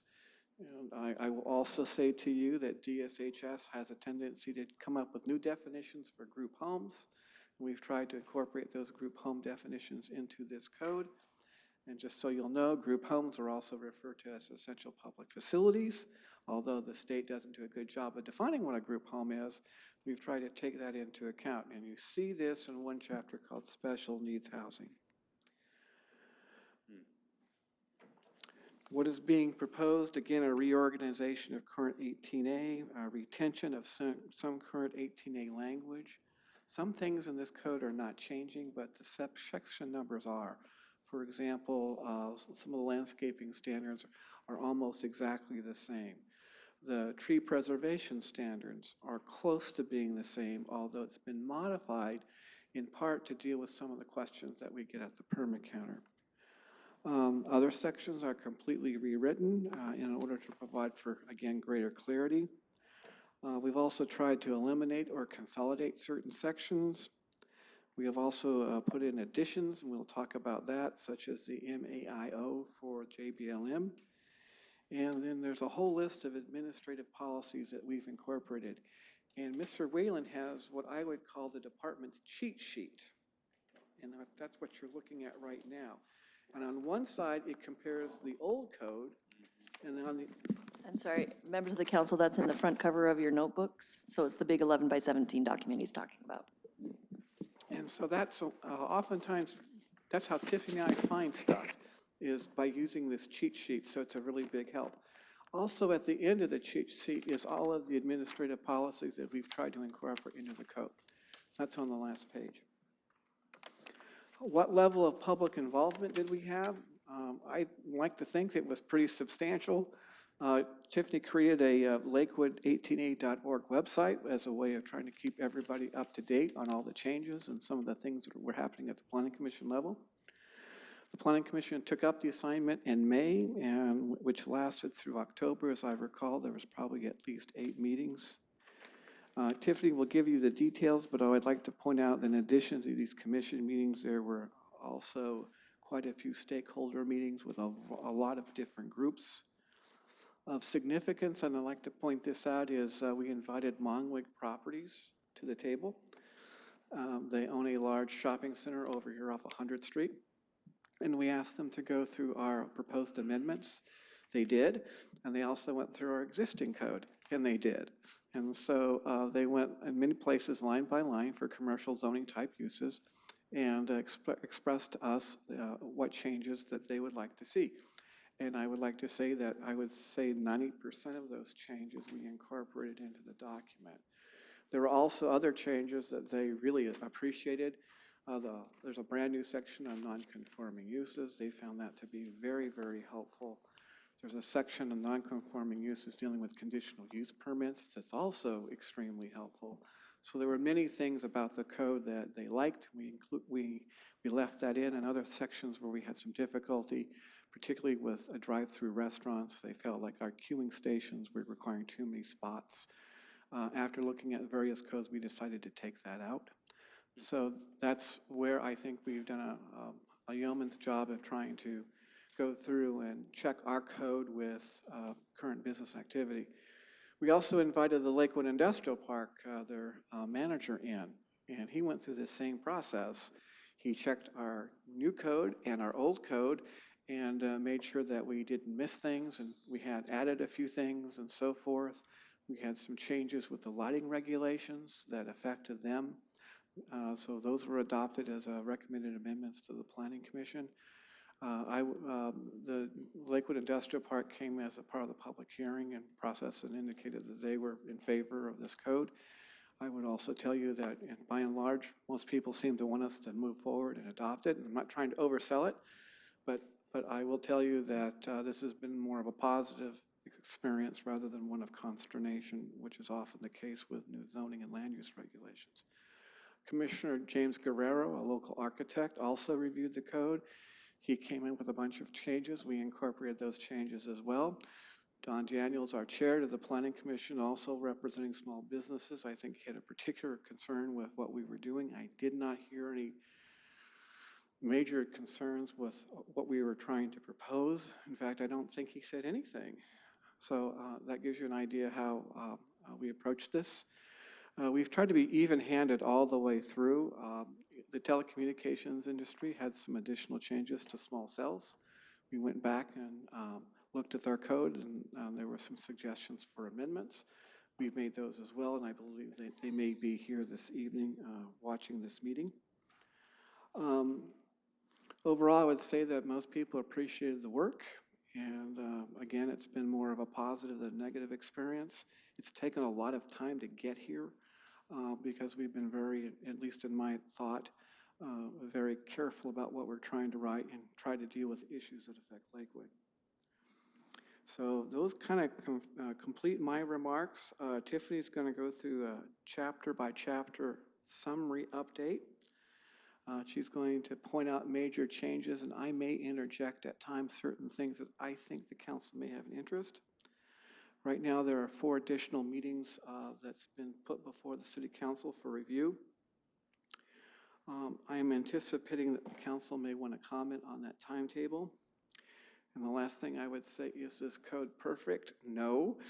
There's thousands of little details that have to connect from one section to the other, and I think we've addressed most of them. I can go through the code and I can find errors here and there. You're going to see some minor changes in the code as you go through your next iteration because that process has been ongoing for some time. And with that, I'll turn my microphone over to Tiffany. So as a baseline, how many pages are being replaced by how many pages?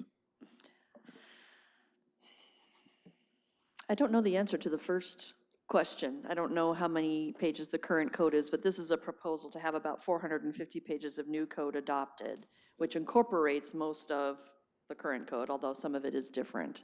So I'm sorry, I can't give you a better answer than that right now. You know if it's increasing or decreasing? It's decreasing. It's the right way.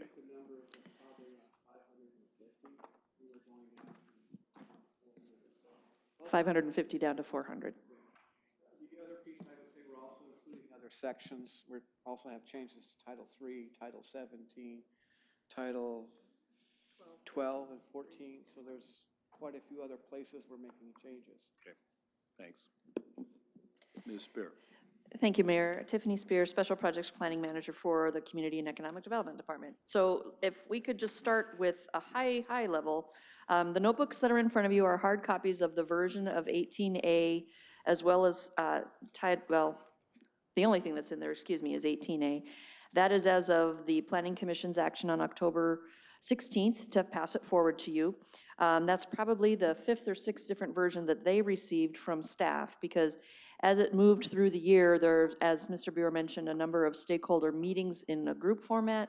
There were a couple of individual representatives from the stakeholder side that staff engaged with a number of times, and some amendments made there. And then there were internal staff department reviews as well. So as things went forward, things were changing between meeting to meeting for the Planning Commission also.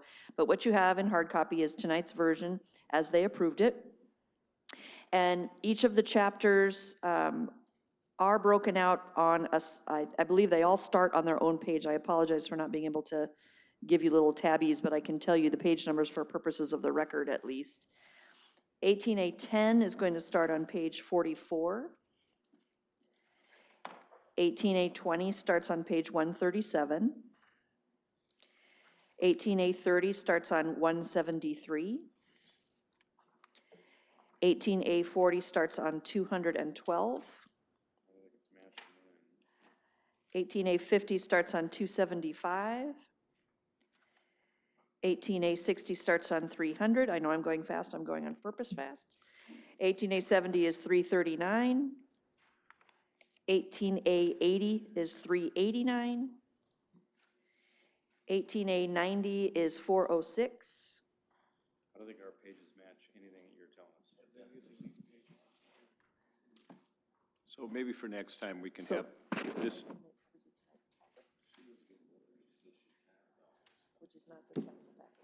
Apologies. So- The wrong document was copied. so for even you. if that, that's. The point is, That's a little fast. If Yes. we could have a single sheet that Sure, helps us absolutely. find those next time. And my that'd be apologies. great. all right, so there are 11 chapters altogether, and so what I'll now do is refer you to that 11 by 17 document. And what that does is highlight for you the current, meaning what is in effect right now and what is available online as the Title 18A title and chapters on the left-hand side of each page. And then on the right-hand column, and so what's shaded in blue are all of the different sections and chapters for the new Title 18A. If you start on page 1, though, of that, the brown on top, you'll see just the chapters themselves. And so on the left-hand side, the current code, there are 10 chapters. And if you jump over to the right-hand side again, you'll see that there are now 11. And even though some of them have the same names, they do not have necessarily the same content. So for instance, there's an 18A02 administration, and then there's an 18A20 administration in the new one. Don't assume that 18A20 is exactly the same as 18A02. There's going to be changes in the content, and we can talk about that as desired moving through it. But moving down into the blue, you'll just again see how each chapter is organized by section. And the way that the various chapters were set out within Title 18A was hopefully a logical flow. That was the intent. So you start with the basic provisions there, so the purpose of the title, basic rules that are going to apply, like how are measurements handled and how are code sections that might be non-intuitive, how are they interpreted by staff, and then the creation of the zoning districts and sub-areas, the fact that there's a zoning map with this in the city, those types of things. One thing to point out is 18A10, 180 are the definitions for the entire code. So rather than having a definition section with each chapter and each subsection of this title, they are now all included in one place. 18A20 are the administrative sections, so the processing, the how do you pay, what do you pay, how long do permit approvals last, what are the steps to get things reviewed and maybe appeal. Then you'll go down into part 2, talking about nonconforming uses, which Mr. Buer mentioned. There's the requirements for public notice for various types of permit approvals. And then there's the hearing examiner section down in part 4, 18A20, 400 et sec. The bottom of page 2 is 18A30, or discretionary permits. So these are the ones that at first you're going to see in blue the comprehensive plan amendments process, which in the past has been kind of catch as catch can in various parts of Title 18A. This now brings it all into one chapter. Then, as Mr. Buer mentioned, the conditional use is now the only type of permit. There isn't the administrative use as well. There's just conditional uses or a permit being allowed outright or a use being allowed outright. So you'll see conditional uses and that process all within that part 2. Cottage housing discussed in one section, how development agreements are put together between the council and a developer and the terms of agreement, that sort of thing. Part 5, land use review and approval. That jumps from page 3 to page 4. Then you'll see planned development districts, rezoning and text amendments to the comprehensive plan, temporary use permits, transitory accommodations were reserved, so there's a title name or a chapter name for it, but that is not included in the code as of now. Transitory accommodations, you want to talk about it? A good example would be a church that wants to use a portion of its outdoor area for temporary housing for the homeless. We pulled that from consideration at this time, also because there's been special regulations that are being considered at the state level There was a meeting conducted earlier today in Olympia. There was some discussion last week. And I think that's something that we want to come back and take a look at, but I think that's a little bit more than the council's willing to chew on right now as we go through this 18A update process. So then continuing on page 5 of 11, you'll see variances are laid out all in one spot, and then it's termed unusual uses, but essentially the 18A 30, 900, and 910 are sections that anticipate as time goes by unanticipated code, how should I say this? Things that aren't anticipated by the code are going to come up. So whether it's a new technology, whether it's a new building technique, what have you, this is an attempt to try to say if that sort of situation comes to the city, this is how it's going to be handled by the department. 18A 40 now shows land use and interpretation tables. This is probably one of the biggest areas where there's been efficiency and streamlining of the code itself. Rather than text upon text upon text talking about what's allowed in each zone and the various levels that are allowed within each use, these are literally tables that are trying to clarify by showing almost graphically rather than just by text what is included. And so you'll see, for instance, 18A 40030 are agricultural uses, health and social services 080, et cetera. This is a section that will get most used by citizens and developers as people try to determine what is the most appropriate use.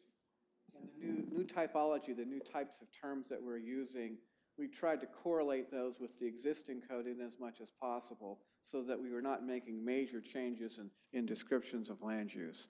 So there are a lot of work that went into this trying to make sure it matched up as best we could. Chapter 18A 50 are the overlay districts, and in the city right now there are 3. There's the flood hazard overlay, and then if you jump to page 6 of 11, you'll see the senior housing overlay, and then the third is the sexually oriented businesses overlay. There's a map that shows all of that then within the code where those all are located. Chapter 18A 60 listed there starting on page 6 and jumping over to 7 are the site planning and general development standards. So once you know the zone you're in, once you know the use that you want to use, these are the requirements that you may have for how tall the building can be, how big your parking spaces might need to be, what type of lighting you might need to require inside and outside of the structure, what street improvements you might be required to provide. So again, there's hopefully a logical flow between orienting one to the basics of the code that apply throughout, figuring out where you are and what you want to do, and then what rules apply based on the answer to that question. Page 7 shows you 18A 70, which includes 3 basic sections: community design, landscaping, and then tree preservation. This section really hasn't changed that much at all, if at all, from the 18A update, except for the ones I've noted before with with tree preservation, excuse me. Chapter 18A 80 refers specifically to parking, and this was rewritten completely, but there are some, but not a lot, of substantive changes. So it is a completely rewritten code. It looks very different from what you have in the current code, but again, with graphics, it's hopefully more usable, easier to navigate. Page 8 of 11 shows the housing incentive program, which there's no change there. 18A 100 are the signs, and the signs are the ordinance that the council adopted earlier this year. So there are no changes to the sign code as adopted a couple of months ago. One thing that's not in here is chapter 18A 95, which is the new small cell wireless chapter, and this is also reflecting the interim regulations that the council adopted earlier this year and then renewed. So while it was rewritten as well because of recommendations through outside council review, substantively speaking, it's really the same code that the council adopted. So this is simply a guide to walk you through the big chapter, or the big title, I should say. On the parking piece, I'd like to point out that we included a process for transportation demand management because we're getting pushed by PSRC in that direction. So rather than dictate something to property owners, what you have is a process if you wish to voluntarily do participate in TDM, you get a reduction in parking. And it talks about how you don't have to do this immediately, you can do it over time. But this way, we're trying to address potential PSRC compliance issues the next time our plan comes up for review. So those are some of the things that we're trying to think ahead on so that we have fewer issues with PSRC when we're looking at certification in several years. So that's the method to the madness. I just wanted to make sure that you were aware of it. We've also provided for ways to reduce parking if you put in electric vehicle charging stations as another option.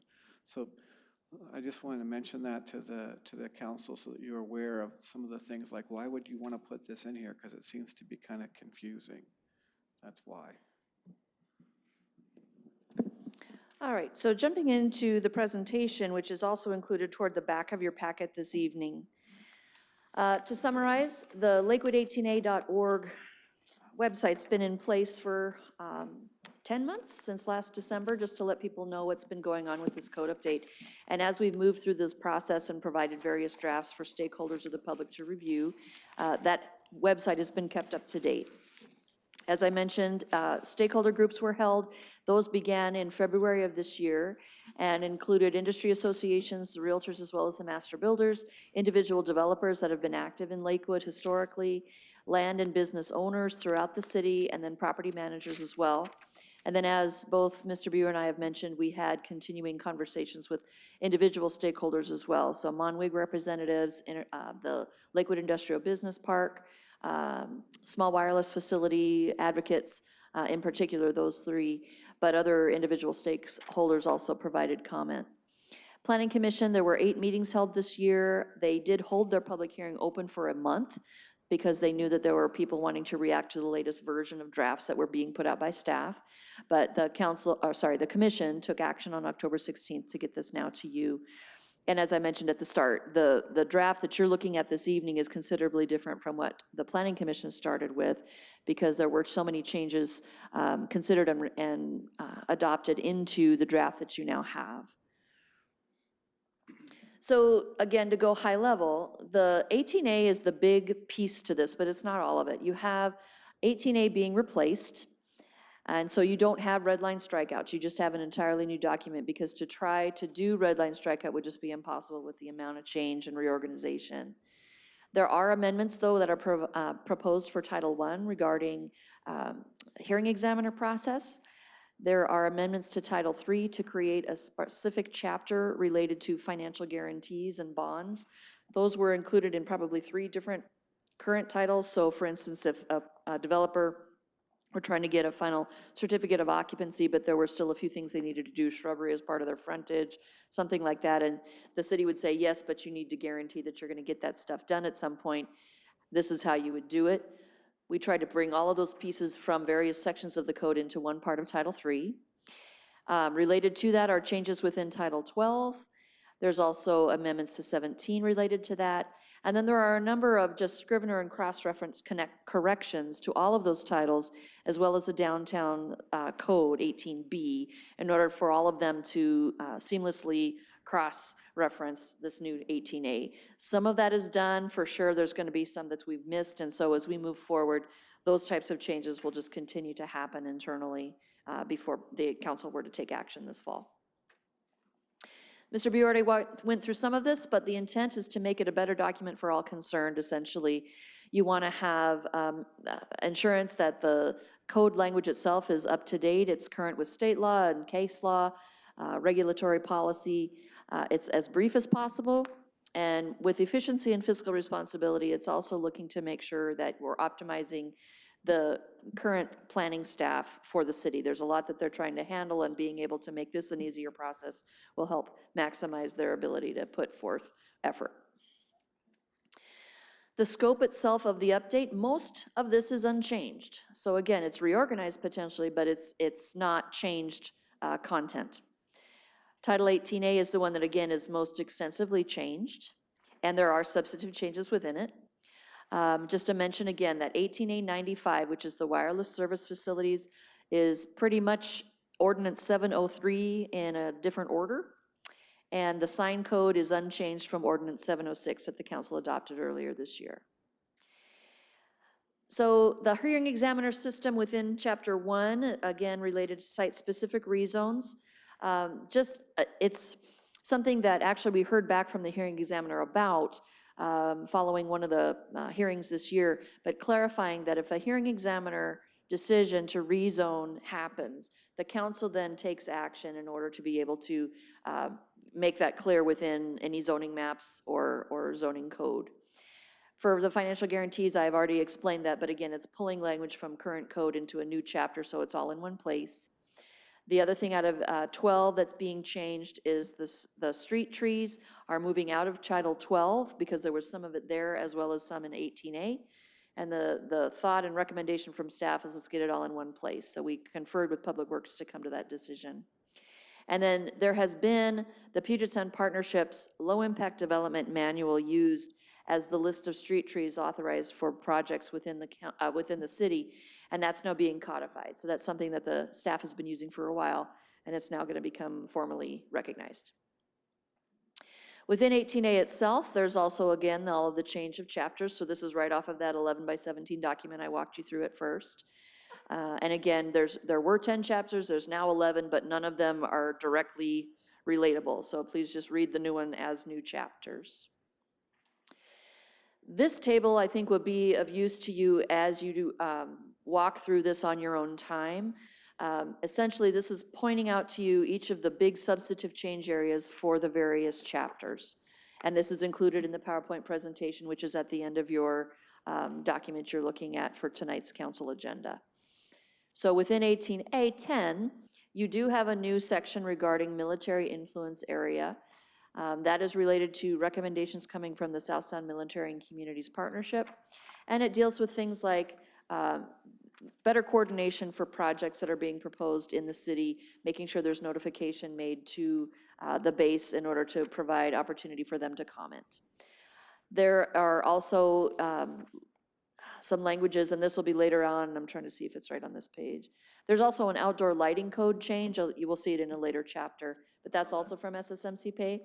The outdoor lighting code is trying to ensure that the training flight patterns for JBLM fixed aircraft and also rotary are able to do so without getting distracted or actually even having dangerous conditions because of uplighting, whether it's intentional or not.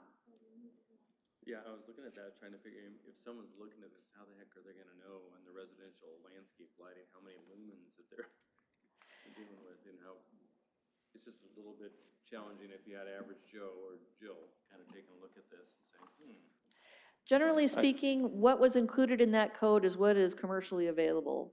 And so what we heard from the consultants and what we heard from actually people that were stakeholders reviewing this document is this was all, if you were to go to Home Depot, if you were to go to a contractor lighting store, this is the stuff that you're gonna find anyway. And that was one of the things about the outdoor lighting code actually that's worth mentioning is it's really a win-win-win for everybody involved because it's really saying LED lighting, directional lighting, it's cheaper, it's longer lived, easier to maintain, it's what's available in the stores anyway. And so whether you're a public entity replacing street lighting or whether you're somebody with a business and you're doing something out on your patio, A, it shouldn't be hard to comply with, and B, it's gonna save you money over time as you're replacing stuff that you may have now. In the planning commission minutes or something, the industrial park had some heartburn though over the cost of the new lighting. So, and it raised concerns in my mind that are we imposing some costs on, I mean, you say that it's commercially available, but it sounds like from their objection that it would be very costly. And how does this impact things like the Woodbrook Industrial Park and various things like that? I guess I'm not, we have one report from the Army, the AQ's report or whatever, and now we're in the midst of changing all our lighting. Is that Well, what's first of all, going on? let me go back and address Mr. Whalen's comment. If you go to 18A 10 135.8, it specifically exempts single-family residences and mobile homes and duplexes. So maybe we could bring that out a little bit better in the lighting section, but there is that exemption. I just want to bring that to your attention. As my now going on to the second question which was industrial development. My recollection of the conversation with Mr. Purrier, he was concerned that if certain types of development were to take place, it may be difficult to replace the current lighting with the new lighting. And so we looked at that. We actually made a change in the code to provide a greater level of flexibility so that there wouldn't be that kind of impact for major changes of use for the internal section of the building. I can go back and take a look at it, but that's my general recollection. Do our streetlights comply? I'd have, my understanding is that the new streetlights do, yes. Okay. Yeah, just as a clarification, that this study wasn't JBLM's study. It was funded by OEA. It was commissioned through an independent consultant by South Sound Military Communities Partnership. And one of their findings was one of the biggest offenders was a certain area in JBLM. Mm-hmm. So the recommendation came out for them to change that lighting also. Yep. Correct. And the county's, Yeah, the county's looking at it, and the city of Tacoma is as well. Yeah, the actual brightest hotspot of all was just north of the clear zone in an area of Tacoma. So, let's see, military influence area, housing reasonable accommodation was another area that got added into 18A10-175, just to bring things up to ADA compliance.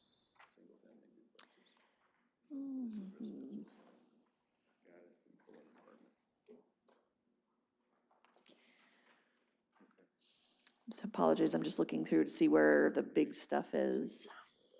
The outdoor lighting code is in 18A60, section 095. We mentioned that the parking chapter has been rewritten, and Mr. Buer just went through some of that. So these, again, are 2 pages that I think if you're wanting to find where to really hone in as you're looking at this code for substantive change, these are the sections where most of those occur. What page do we find that on? Well, this is just referring throughout the code. So if you were to go to 18A10-135, you're going to see the start of the military influence area. Where's that document? I'm sorry, it's at the end of the PowerPoint presentation, which is at the end of your council agenda for this evening. Well, I have And I'm, the electronic one, but not the hard copy. Yeah. Okay. correct, sorry. It'll be there for you. So where we sit tonight, again, the website is there for anybody and everybody to take a look at, and we have had some questions come through it throughout the year.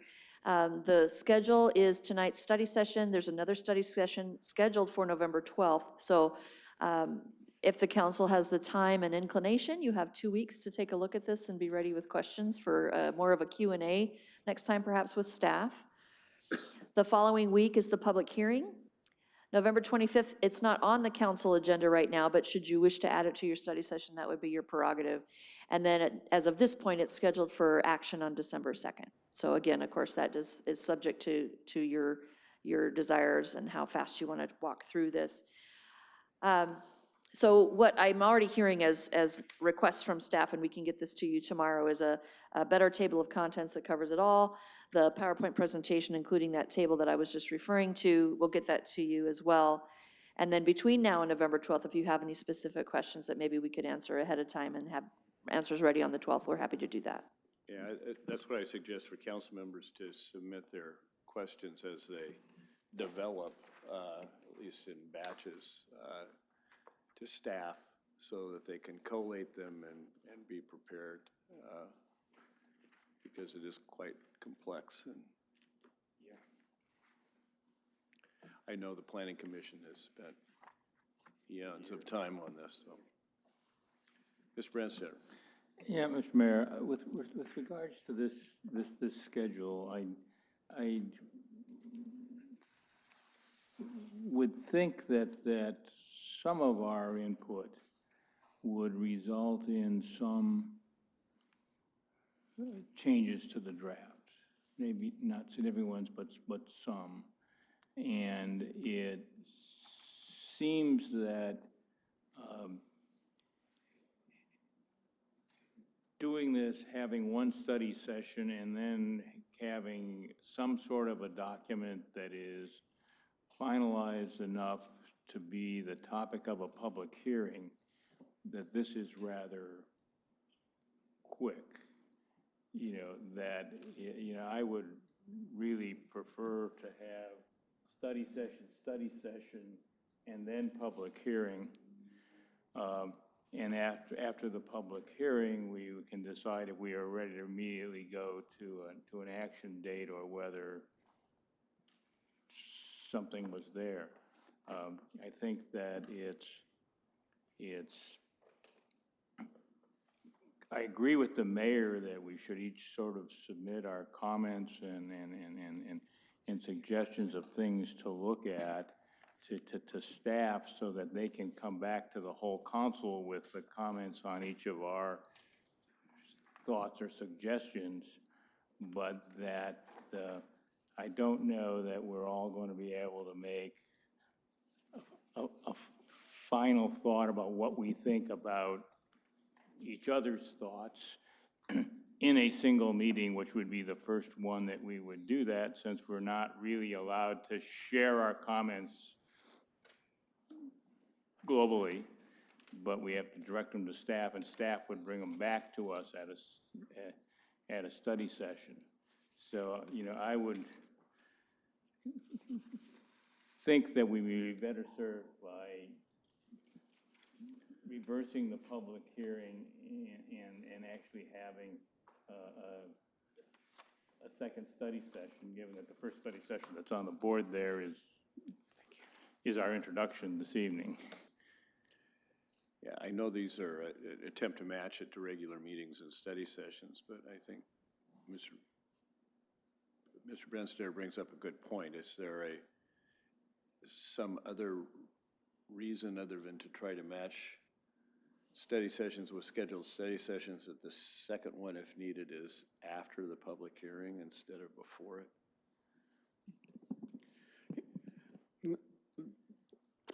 Let me put it to you this way. We're trying to get this to you by the end of the year. And so we put this together not really fully appreciating exactly where the city council was going to go as far as an outline or a meeting schedule. What you have is our estimation of one way of looking at it. If you wish to change it, then we will change the council schedule and do it that way. I don't see a problem one way or the other. If you wish to have 2 study sessions before a public hearing, please let us know so that we can do the appropriate advertising. Mr. City Manager, what does the November 18th agenda, council member meeting agenda look like without, if it didn't have the public hearing, which shouldn't take a real long time anyway? I'm going off of memory here, Mayor, but it does include a number of public hearings relating to budget and property tax and things along those lines.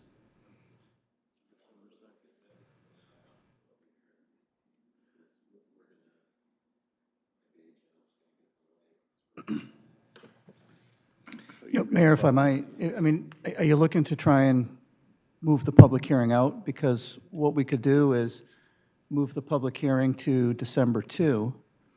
That would also allow you to have another study session on December 9th. Typically, we cancel the second meeting, your second meeting in December, but certainly having a meeting on December 16th would be, you know, certainly fine as well. That's if you wanted to get it done by the end of the year. There is not. That's correct. That's correct. But still, what? You guys have her involved. And have a complete council. Yeah, and when are you gone? December 31. Yeah. Well, I mean, you're going to be here till the president in town till the end of your term. I think that's important given Ms. Barr's tenure on the county, involvement in this and the real estate community. So I'd like to see us take action with this council rather than have to endeavor to re-educate somebody that's new. So what if we just scheduled November 26th as a strike that public hearing, put November 25th as an additional study session, and then the first, then the public hearing could be December 2nd, and we can take action before the end of the year. So if I could, Mr. Mayor, you're saying on November 12th, there'd be a study session, November 25th, there'd be a study session, public hearing December 2nd, Right. study session on the 9th, should the council wish, and action on the 16th. Yeah. Okay. Action on the 15th, and well, if we need another study session, we'll plug that in, but. Okay. 16th, right? Yeah. Right.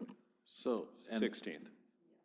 And then I would ask the study sessions, I mean, not be, hey, we're gonna spend 4 hours going through this thing, and then we'll be back for 4 hours more, because there's no way we can, I don't think, make a decent decision. I mean, we're just gonna have to kind of do it an hour or so at a time, going through it, I guess. Can I ask if you would like us to direct the conversation each time, or would you like it to be Q&A coming from the council that we react to?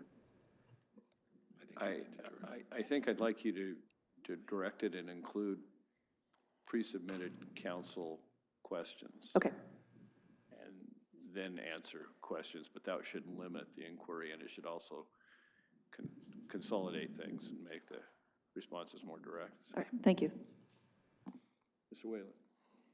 And to make it even, in my humble mind, even more focused, maybe we can break up sections and say, we're gonna focus on getting your comments and review on these sections for the first study session and the second half in the second study session. So for example, we could do 18A 10 through 40 on the first study session, and then the balance on the second study session. That way we're not all over the board with our comments and stuff. Yeah, Tiffany, I think that's a good idea. This is like saying we want to cover the chapters on the Roman Empire. Agreed. Let's, we can break that down, and I think Jason's got a good idea. I was thinking the same thing, and then I would echo what the mayor was saying. It can be a little more give and take.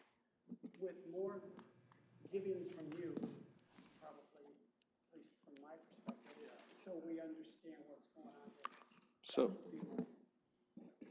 sorry, I apologize. I do want to go back to why I believe we endeavored. It was probably timely that glad we're including ourselves. We just told you guys and the Planning Commission go forth and prosper, and you guys did 2 years of work. But as I recall, one of the major reasons that we did this was because the current code had become fairly cumbersome to use, that there was general agreement in the development community and pretty much anybody else who knew anything about this stuff, that it was just tough to use, that we had added layers on through the years, as Mr. Buer, which just happens, right? It's government. So I guess one of the things that I have to walk away from is that, and it sounds like you got a lot of input from parties that would be knowledgeable about this, but I think one of the things that I have to walk away with is that, in fact, if I got in there and said, okay, I want to cite this and something reasonably complex, I could get through the code in a fairly efficient manner, I guess. Was that one of our goals going into this? Absolutely, and to Okay. certainly improve that process as an intuitive process for someone, whether they use the code all the time or they're just a one-shot deal. Okay, so I need to understand that, how it's an intuitive process, and kind of, at some point, I guess early on, you guys could tell us. I mean, you said you went out and looked at other cities and other entities, and what did you, I mean, I think at some level I would like to know, hey, this is what we saw when we compared ours to ours actually was cumbersome to use compared to some newer ones that we looked at, or maybe, oh, we weren't really that bad off, so we didn't make that many changes. Clearly, you made a lot of changes, I mean, from your preliminary remarks here tonight. But I need to understand that that's been accomplished, okay? So by the end of this thing, that this is actually the input from the folks that go through this will know that, yeah, it's I don't know that land use can ever be easy, but that it's easier to use than what the old system I think we was? can show you that very easily. I think the biggest change that we made was getting rid of 18A20, because 18A20 provided these very specific land use descriptions that were so specific, it became more and more difficult to use. And so you'd have to go to a zoning code, look for all the text for a conditional use permit, find out what the use type was, then go to 18A20, and then you'd find out there are 3 different levels. So that was confusing to everyone, not only for the developer or the property owner, but also for city staff. That's one of the major changes. We can certainly go through and explain the land use typologies and why we use those, because again, that made it easier for people. But we can share, easily, I think, share that information with the council. Thank you. Mr. Branstad. Yeah, to just sort of, I share the same desire to have that feeling that Mr. Boki has, that we made it more usable. And maybe you could choose a couple of scenarios and show us under the existing code, this is what somebody would have to go and do, and now this is all they have to do, okay? Where we'd be able to sort of put ourselves in the role of someone who wants to build a garage, or someone who wants to start a daycare, or someone who wants to build an apartment building. Whatever scenarios you chose that would demonstrate that well. Over the past year shadowing the Planning Commission, I came to appreciate the website and the fact that the website was a way that both people who were planning to talk to the Planning Commission or that just in the public were able to sort of stay informed as this changed and changed and changed and was updated. Are you planning to keep the website current while we work on it? Yes.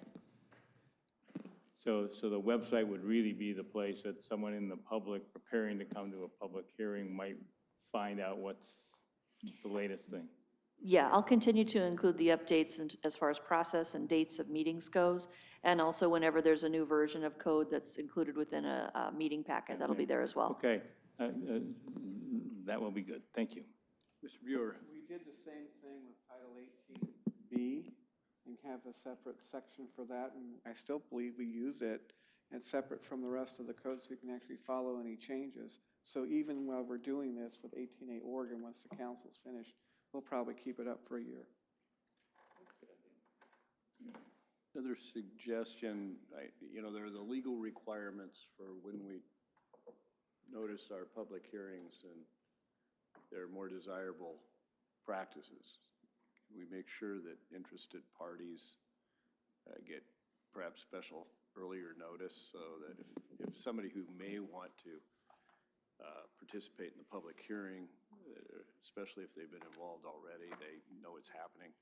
Yeah, throughout the year, I've kept regular updates going to all of those that attended the stakeholder meetings at the start, as well as the associations in the area. List service, so every time that we go through an iteration, they provide information. I'm not talking about the iteration as much as the notice that our public hearing is going to be on a particular date, and I just find out about it the Friday before. Okay. Any other questions that won't take 2 hours? Because this is a lot of work. You guys do a lot of work. All right, well, thank you very much. Thank you, Council. Now we addressed Africanized bees. I'm just worried about them. What? Some sections about beekeeping. Oh. Exception of Africanized bees. Wow, really getting down in the weeds here. The flowers. Getting into the leaves anyway. Now, we now move to reports by the city manager. Mr. Caulfield, come on down.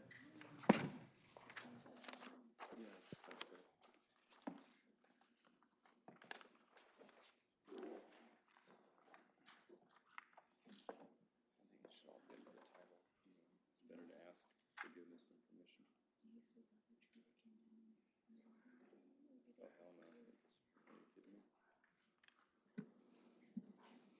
Good evening, Mayor and Council. Number of updates. First, at your next regular meeting, this coming Monday, we're going to have a Veterans Day recognition and proclamation by this body. Yeah, you'll also have some fairly distinguished guests. Congressman Denny Heck will be here, as well as we have confirmation from two of our state senators, Senator Oban and Senator Conway. In addition, I think Representative Melanie Morgan is checking her calendar to try and be here as well, but others could also show up. Also, Commander of the 2-2 Stryker Lancer Brigade will be here, not just to accept the proclamation, but also to say some words. So we expect to have a nice event. We'll also have the Clover Park High School JROTC and the Lakes High School choir here as well.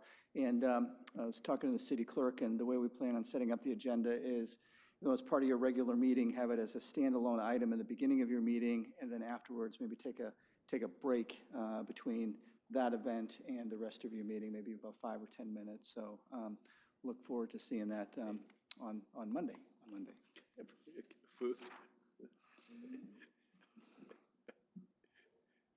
You really know how to throw me off my game, don't you?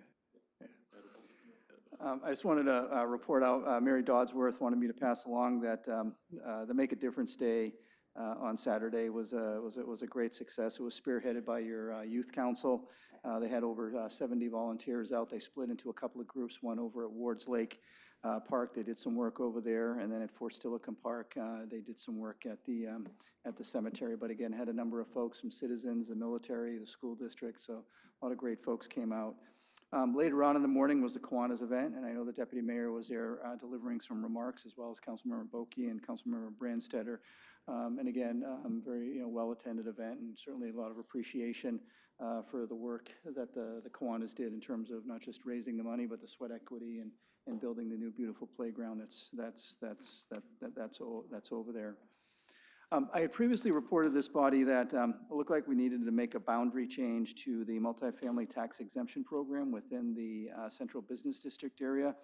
However, after further, and this was based on a verbal conversation that a development group called Affinity Group was, because they're looking to maybe propose some mixed-use development down at the Clover Park Shops, which is at the intersection of Gravelly Lake Drive and 112th, across from the high school pool there. And however, we went back and looked at the boundaries, and actually the boundaries between the Central Business District and the RTA and the TIUUC are all in line with each other. So no changes made there unless you wanted to take it out. But right now, it is all in alignment. So if they wanted to move forward with submitting an application for a multifamily tax exemption, they could do that. And you can, of course, say yay or nay. But what does not have to be done is you don't have to change the borders, because again, they're all in alignment with each other. And we did notice that was not, so that's what the code says. However, our maps did not say that, so we've updated our maps accordingly on that. On our website, a couple of just minor updates, but again, in the interest of transparency, we have created a page with all of the hearing examiner decisions from the last couple of years. We actually had 7 in 2018, and we have 7 so far in 2019. And so moving forward, we'll just post those decisions out there so that folks can see it. Likewise, piggybacking off of the great work that the Pierce County Auditor's Office is doing, we created a website, a web page specific to the 2020 census, and have put out some information, and we'll regularly put out information to the community on how they can not just become involved and engaged, but making sure that they know that they need to be counted. And we'll be putting it out also in multiple languages as this continues out through the process, and of course leveraging our social media assets. If you're driving on Steilacoom Boulevard in front of Fort Steilacoom Park, you'll see that there's a street light that's down and maybe some shrubbery that's out of place. So that's what happens when a large Penske truck towing an empty car trailer veers over off the right-of-way and into that area. So long story short, the truck lost on that one. Unfortunately, we lost a street light there. The good news is that no one was injured, but apparently the person who was driving it, he nodded off and fell asleep. he wasn't under the influence or anything, he was just tired and fell asleep. So again, if you notice something out there, that's what that is. Since he had to rent a truck, I would presume that he was insured. Yes, council member. And of course, we'll go after that to have, to pay for the remediation there that needs to occur. A couple of dangerous building abatement issues. So Carwan Village, the hearing examiner issued a ruling. I know I reported on that recently. So some good news to report there. The Tacoma Pierce County Health Department performed an inspection of the septic system, and the hearing examiner did determine that it's failing. And long story short, the health department is moving forward with making them move forward with updating or actually replacing their septic system and making the necessary improvements. If they don't, then the health department would follow up with what's called a health order, and that order would actually result in them turning the water off to that site, and then the owner would then need to, move his tenants someplace. So let's hope it doesn't come to that. Hook up to the sewer. But we not connect to a new septic system. But it wouldn't, one option for them would be to hook up. Oh, yeah, absolutely. Yeah, they could. Absolutely, Mary. Yeah, they could connect to us. That's very, very expensive to do that. It's probably in their best interest just to replace their septic system and make some improvements to their drain field. But yes, they certainly could do that. But again, the good news there is the health department has stepped up, really appreciate that. And so we'll continue to work with them to get that issue resolved out there. The former QFC, so in summary, I just want to state for the record, for everybody who's listening and for future potential legal issues, the owner is not following the hearing examiner's decisions. A couple of examples. The hearing examiner specified that the owner shall contact our building official to schedule a joint walkthrough with the structural engineer to review the site. They have not done that before they prepare a written report. They have already gone and prepared a written report, apparently, and they can go ahead and submit it, but we're not going to accept it. We're going to kick them back and say this is what the hearing examiner directed that shall happen.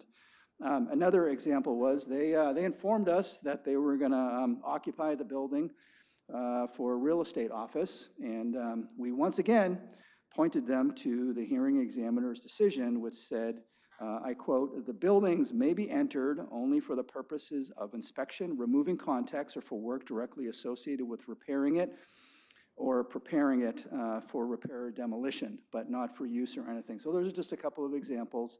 And our building official has been very, very patient with the new owners and kind of explaining to them what they should be doing. Another one is we actually caught them doing work on the roof and making some improvements. And actually, our building official and his team showed up, drove into the parking lot, and they all ran away and dropped down into the hole and suddenly couldn't be found. And I can't make this up, okay? That's what happened. And so obviously they were out there doing work without a permit or anything.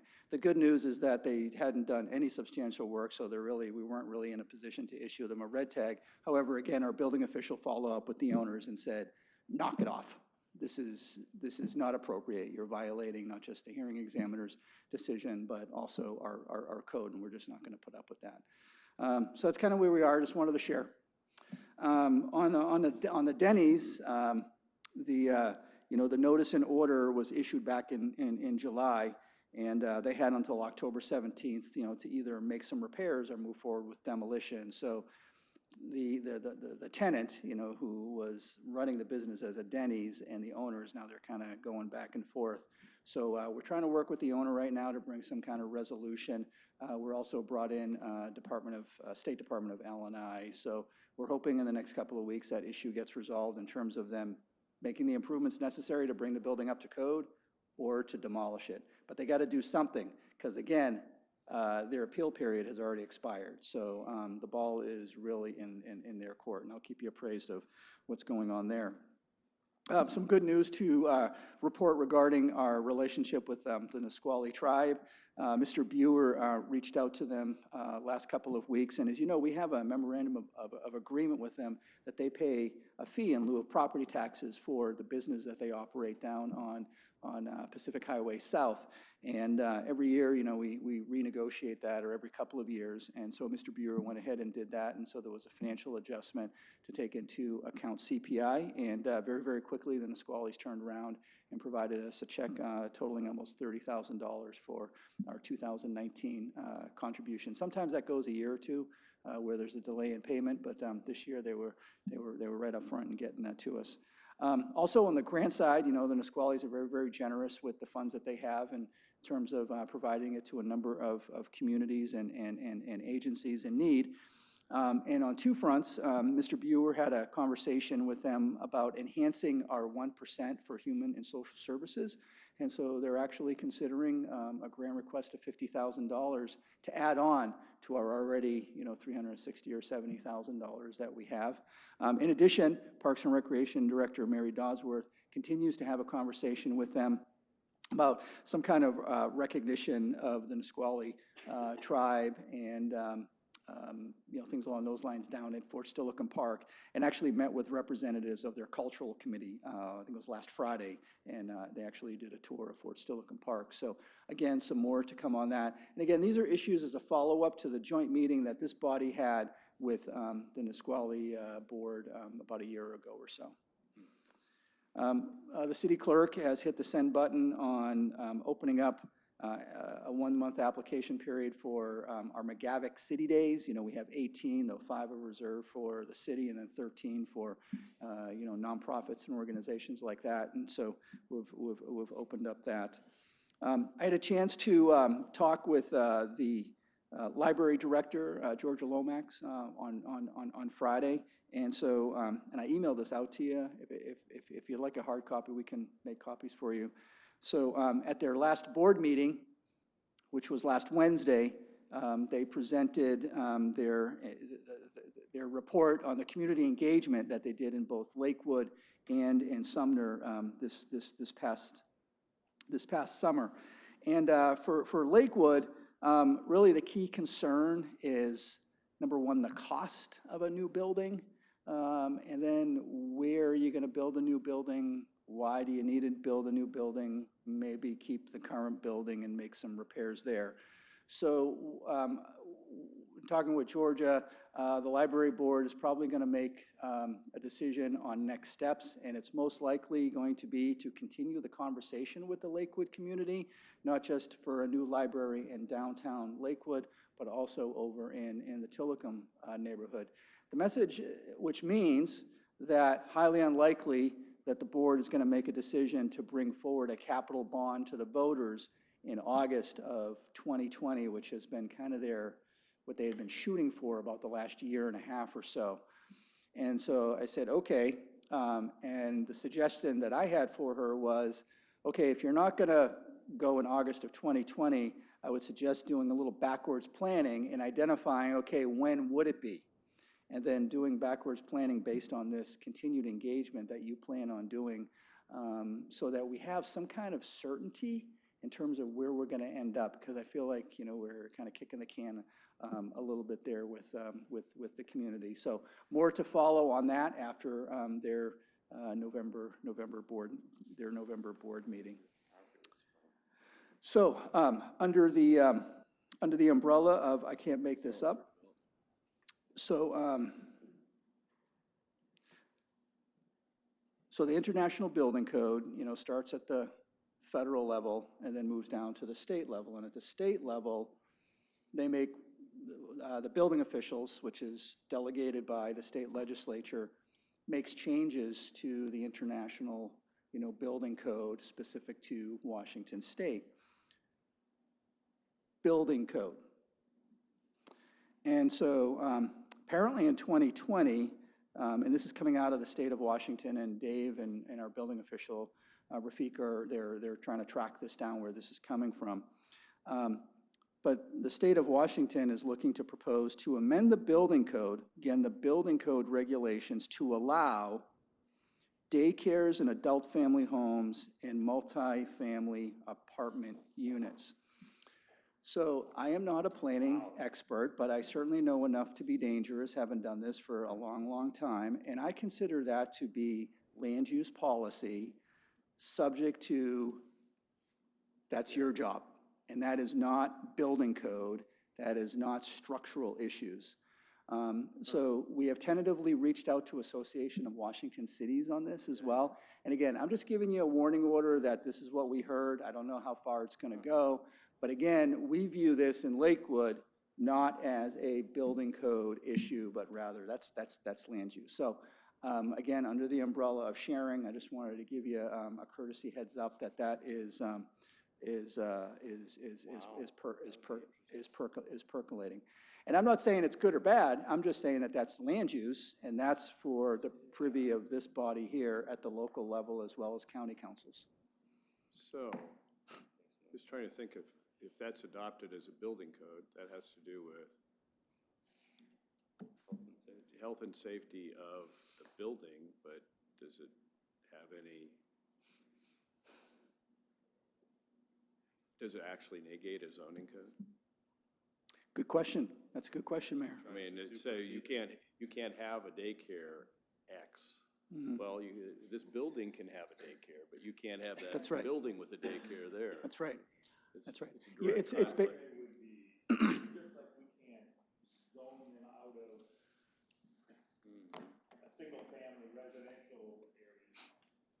If they expand to say that they can also exist in multifamily units, then we could zone them out because of the same reason of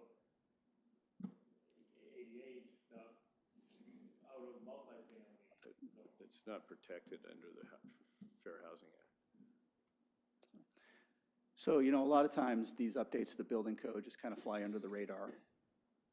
So, you know, and if the state really is intent, like in terms of usurping local authority, then they should do that through the RCW, just as they have done with, for example, you know, adult family homes or where they place sexually violent predators and things along those lines, as opposed to in the building code, which again is about building safety and structural safety. So, but I'm sure there'll be more to follow on that. Maybe it'll die on the vine. I don't know. But again, just wanted to give you a heads up on that. I think I previously mentioned, you know, the Pierce County Mobile Community Intervention Response Team, or MERT, MCERT rather, which is very similar to our behavioral health contact team. And so we've had some conversation with them. They're going to do some work and assistance here in Lakewood, which we're open to. Mr. Buer and his team, his housing team, actually met with them in regards to our rental housing safety program, as well as some of the work we do in abatements and stuff like that. And they're more than willing to come in and help us there when we run across or come across people in distress. So we really appreciate, you know, the county and this organization stepping up and helping us out if and when we need them. So another resource that we can call upon.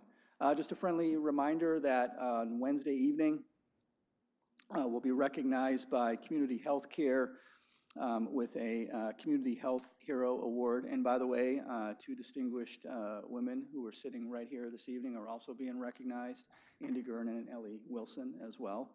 And so you're in very, very, very good company there. So we have a table of 10, and I know on the council side we have the mayor, the deputy mayor, Councilmember Moss, and is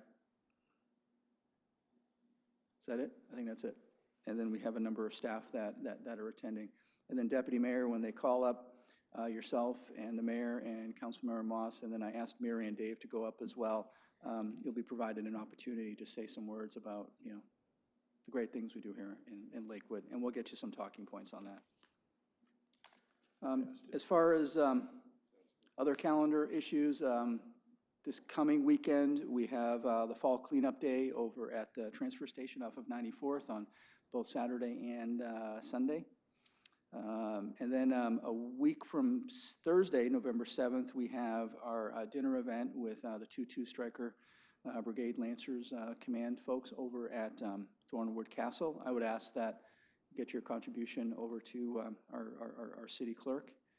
And then we move into December. Of course, December 7th, we'll have our holiday festival, the Parade of Lights, and of course the Christmas tree lighting. And earlier on in the day, we'll have the Jingle Bell half-mile dash, which is not so much a dash, but more of a trot or a walk. And that'll start off at Park Lodge Elementary School to City Hall. Also, a friendly reminder that also on that Saturday, December 7th, the WIAA, which is in charge of high school tournaments and such, so the football championships are no longer going to all be held at Tacoma Dome like they have in the past. They're going to be spread out at a number of facilities throughout the state. So on that Saturday, there's going to be 2 games over at Harry Lang Stadium. And so we're getting an update from the school district this morning on that. And so it's, they believe it's Class 2A. And so they expect maybe up to 5,000 folks to attend each one, but it could be smaller because they're kind of smaller cities and communities and depends where they're coming from. So the school district and the city were coordinating because the good news is that the first game is at 11. However, the second game is at 5 p.m., which is right in the middle of our festivities. So we need to make sure that, and WIAA is clear on where folks should be parking as it relates to the football game, as opposed to, the fact that we have Gravely Lake Drive shut down and a number of festivities going on over here. So. Oh. Okay. Yeah. So we're doing the parade and bringing it over here to City Hall as opposed to Motor Avenue, is that right? This year the parade is at this point in time. Yeah, because it's where we got the tree and everything. Yeah, that's correct. Maybe in the future. And where's it going to be staged? It'll either be a park lodge like it was last year, or might move it all the way down to where the chamber offices are. I'll let you know. Questions for the city manager? We'll move to council comments. Ms. Moss. Thank you, Mr. Mayor. I attended the Lhasa breakfast earlier this week, and the guest speakers shared some very valuable information. It was very eye-opening for me. She was talking about how there's resources available, but qualifying to get into those or take advantage of those resources was a huge challenge. Her challenge was her son is 27 years old with the capacity of a 7 or 8-year-old, and he could not stay with her because he was over 12. It was very interesting, and she said when they announced that, the trauma look on his face was unbelievable. So she had to comfort him and let him know that I'm not going to leave you. Where there were some other parents that were letting their children go, and mostly for financial reasons. So it was really heartbreaking to hear some of those stories. So, but it was good. Good to see some of the citizens that we haven't seen for a while out and about again. So it was very good. And I did attend that event this afternoon here at the council chambers, and very heartwarming. Thank you.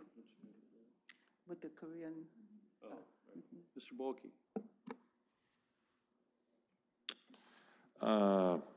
Just a couple items. The Kiwanis Playground event on Saturday that the deputy mayor was the speaker at was really neat. They did a really nice job, and it's just really gratifying to see a group like that jumped in. A lot of long-time Lakewood folks who really took on the challenge, and it looks very nice. The other thing I wanted to note, the McGavick Center thing was mentioned. I think I don't know that it's the right venue, but when I was at the PCRC a couple weeks back, they're looking for their annual meeting spot, and they've had it in DuPont, and they've had it in DuPont. It was in too small of a place. Last year it was, we've had it at Puyallup before in that big place, and that was too big. Now, last year it was in Puyallup, and that was free at the fair. So they were thinking McGavick, I don't know, but I was thinking maybe the rotunda there would work. Would be enough size. I don't know how many folks, what do they get, about 100? It might be a little small. You can't get 100 in there very well. It's 50, 60-ish. And the McGavick would be size to the size you want. Yeah.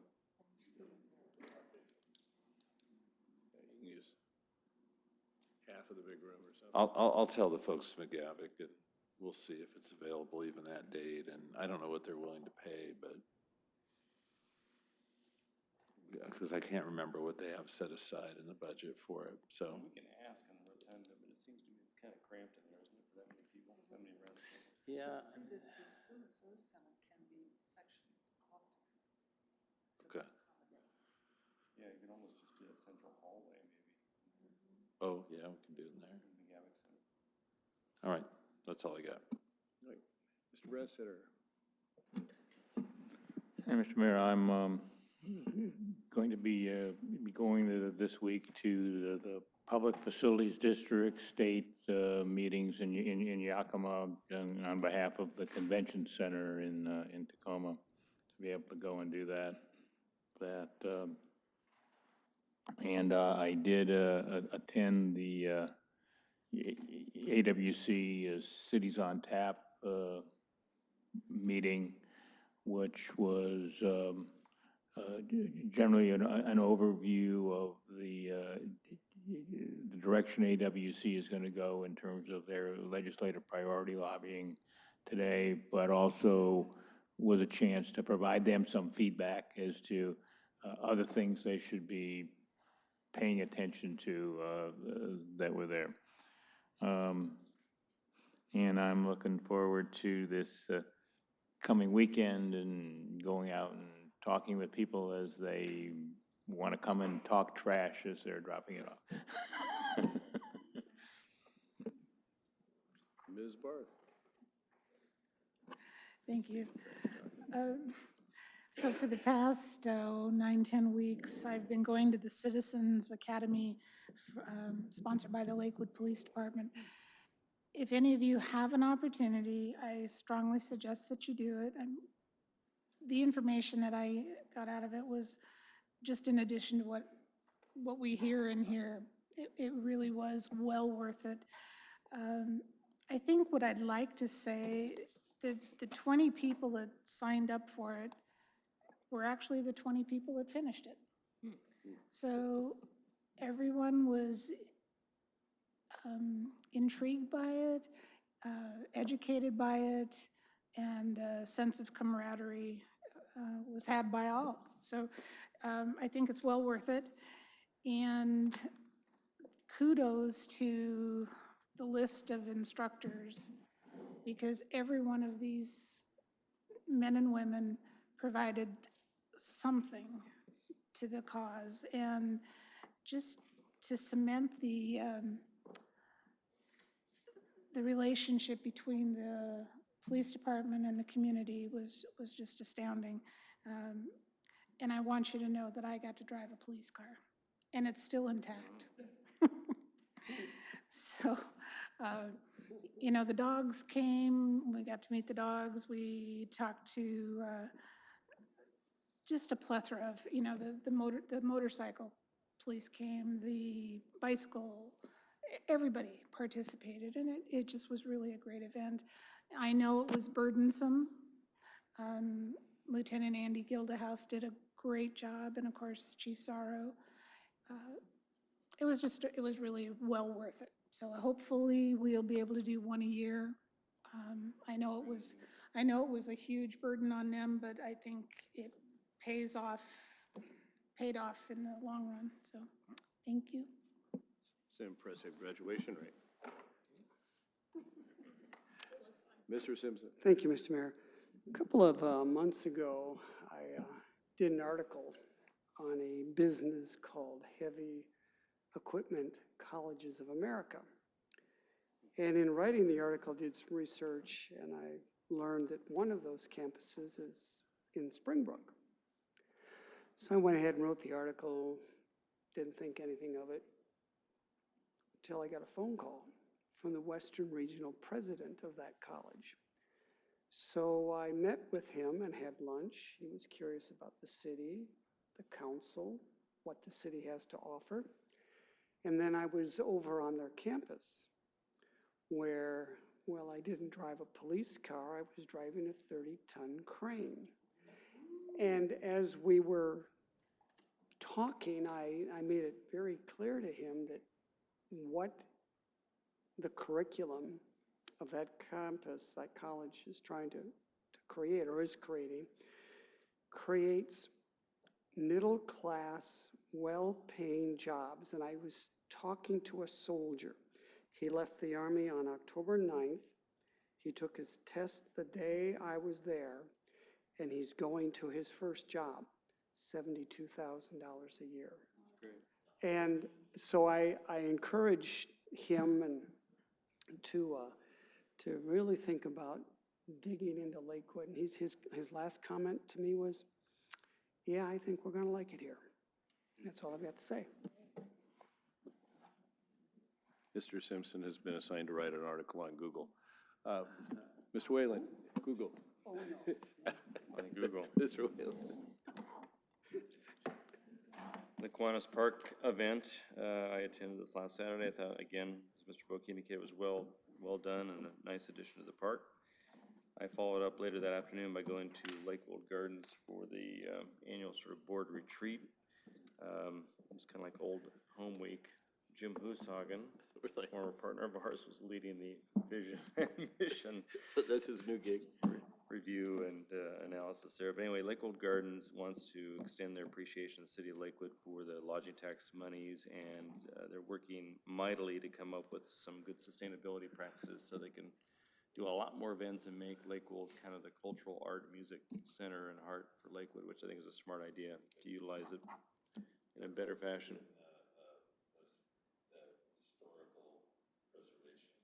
Yeah, so they got a new executive director. She's a sharp lady. She comes from the Museum of Glass, and they've got a good crew over there. So I'm very hopeful that they'll make some good progress.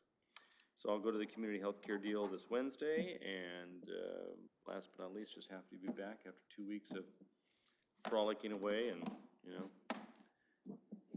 yeah, shelling out every last dollar I had for my daughter's wedding. So I have to come back to work, yeah. So I had a good time. So Tuesday, I attended Parks and Recs committee meeting. They're hard at work.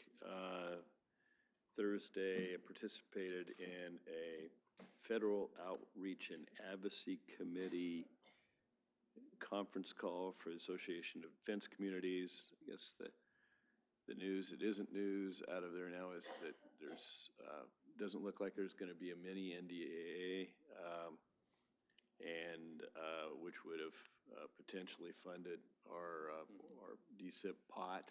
That is still alive.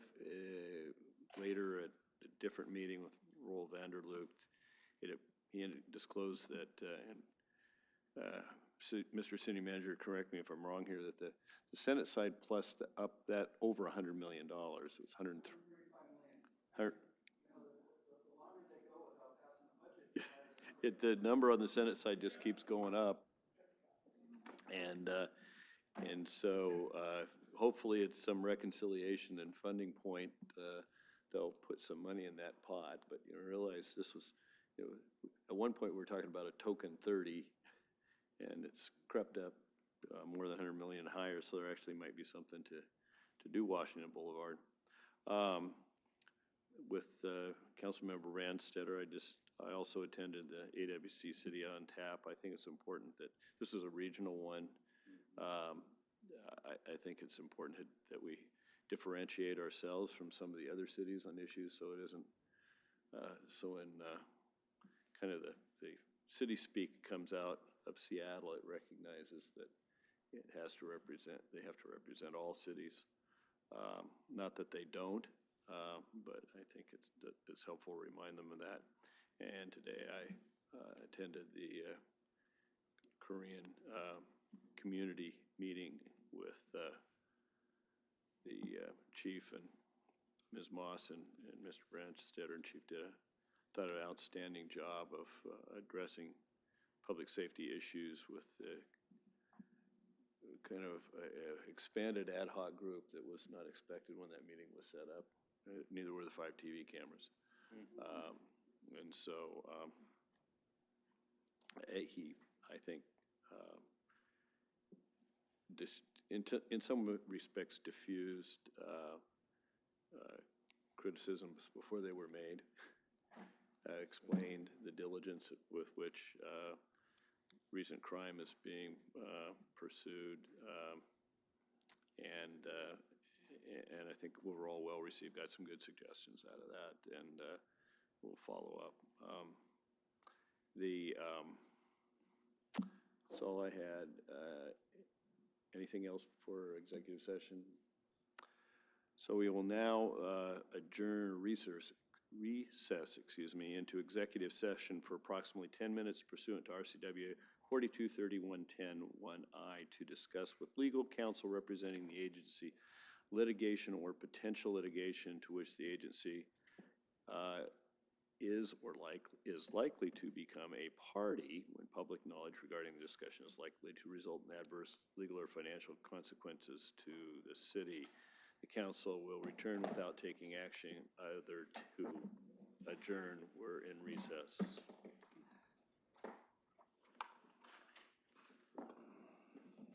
What does Shakespeare say about the lawyers? That was out of context, actually. It is, because he was saying, he was referring to a danger. The thing you do to get away with it is first you kill all the lawyers. Well, it was a bad thing to kill all the lawyers. Lisa, I'm sticking to that story.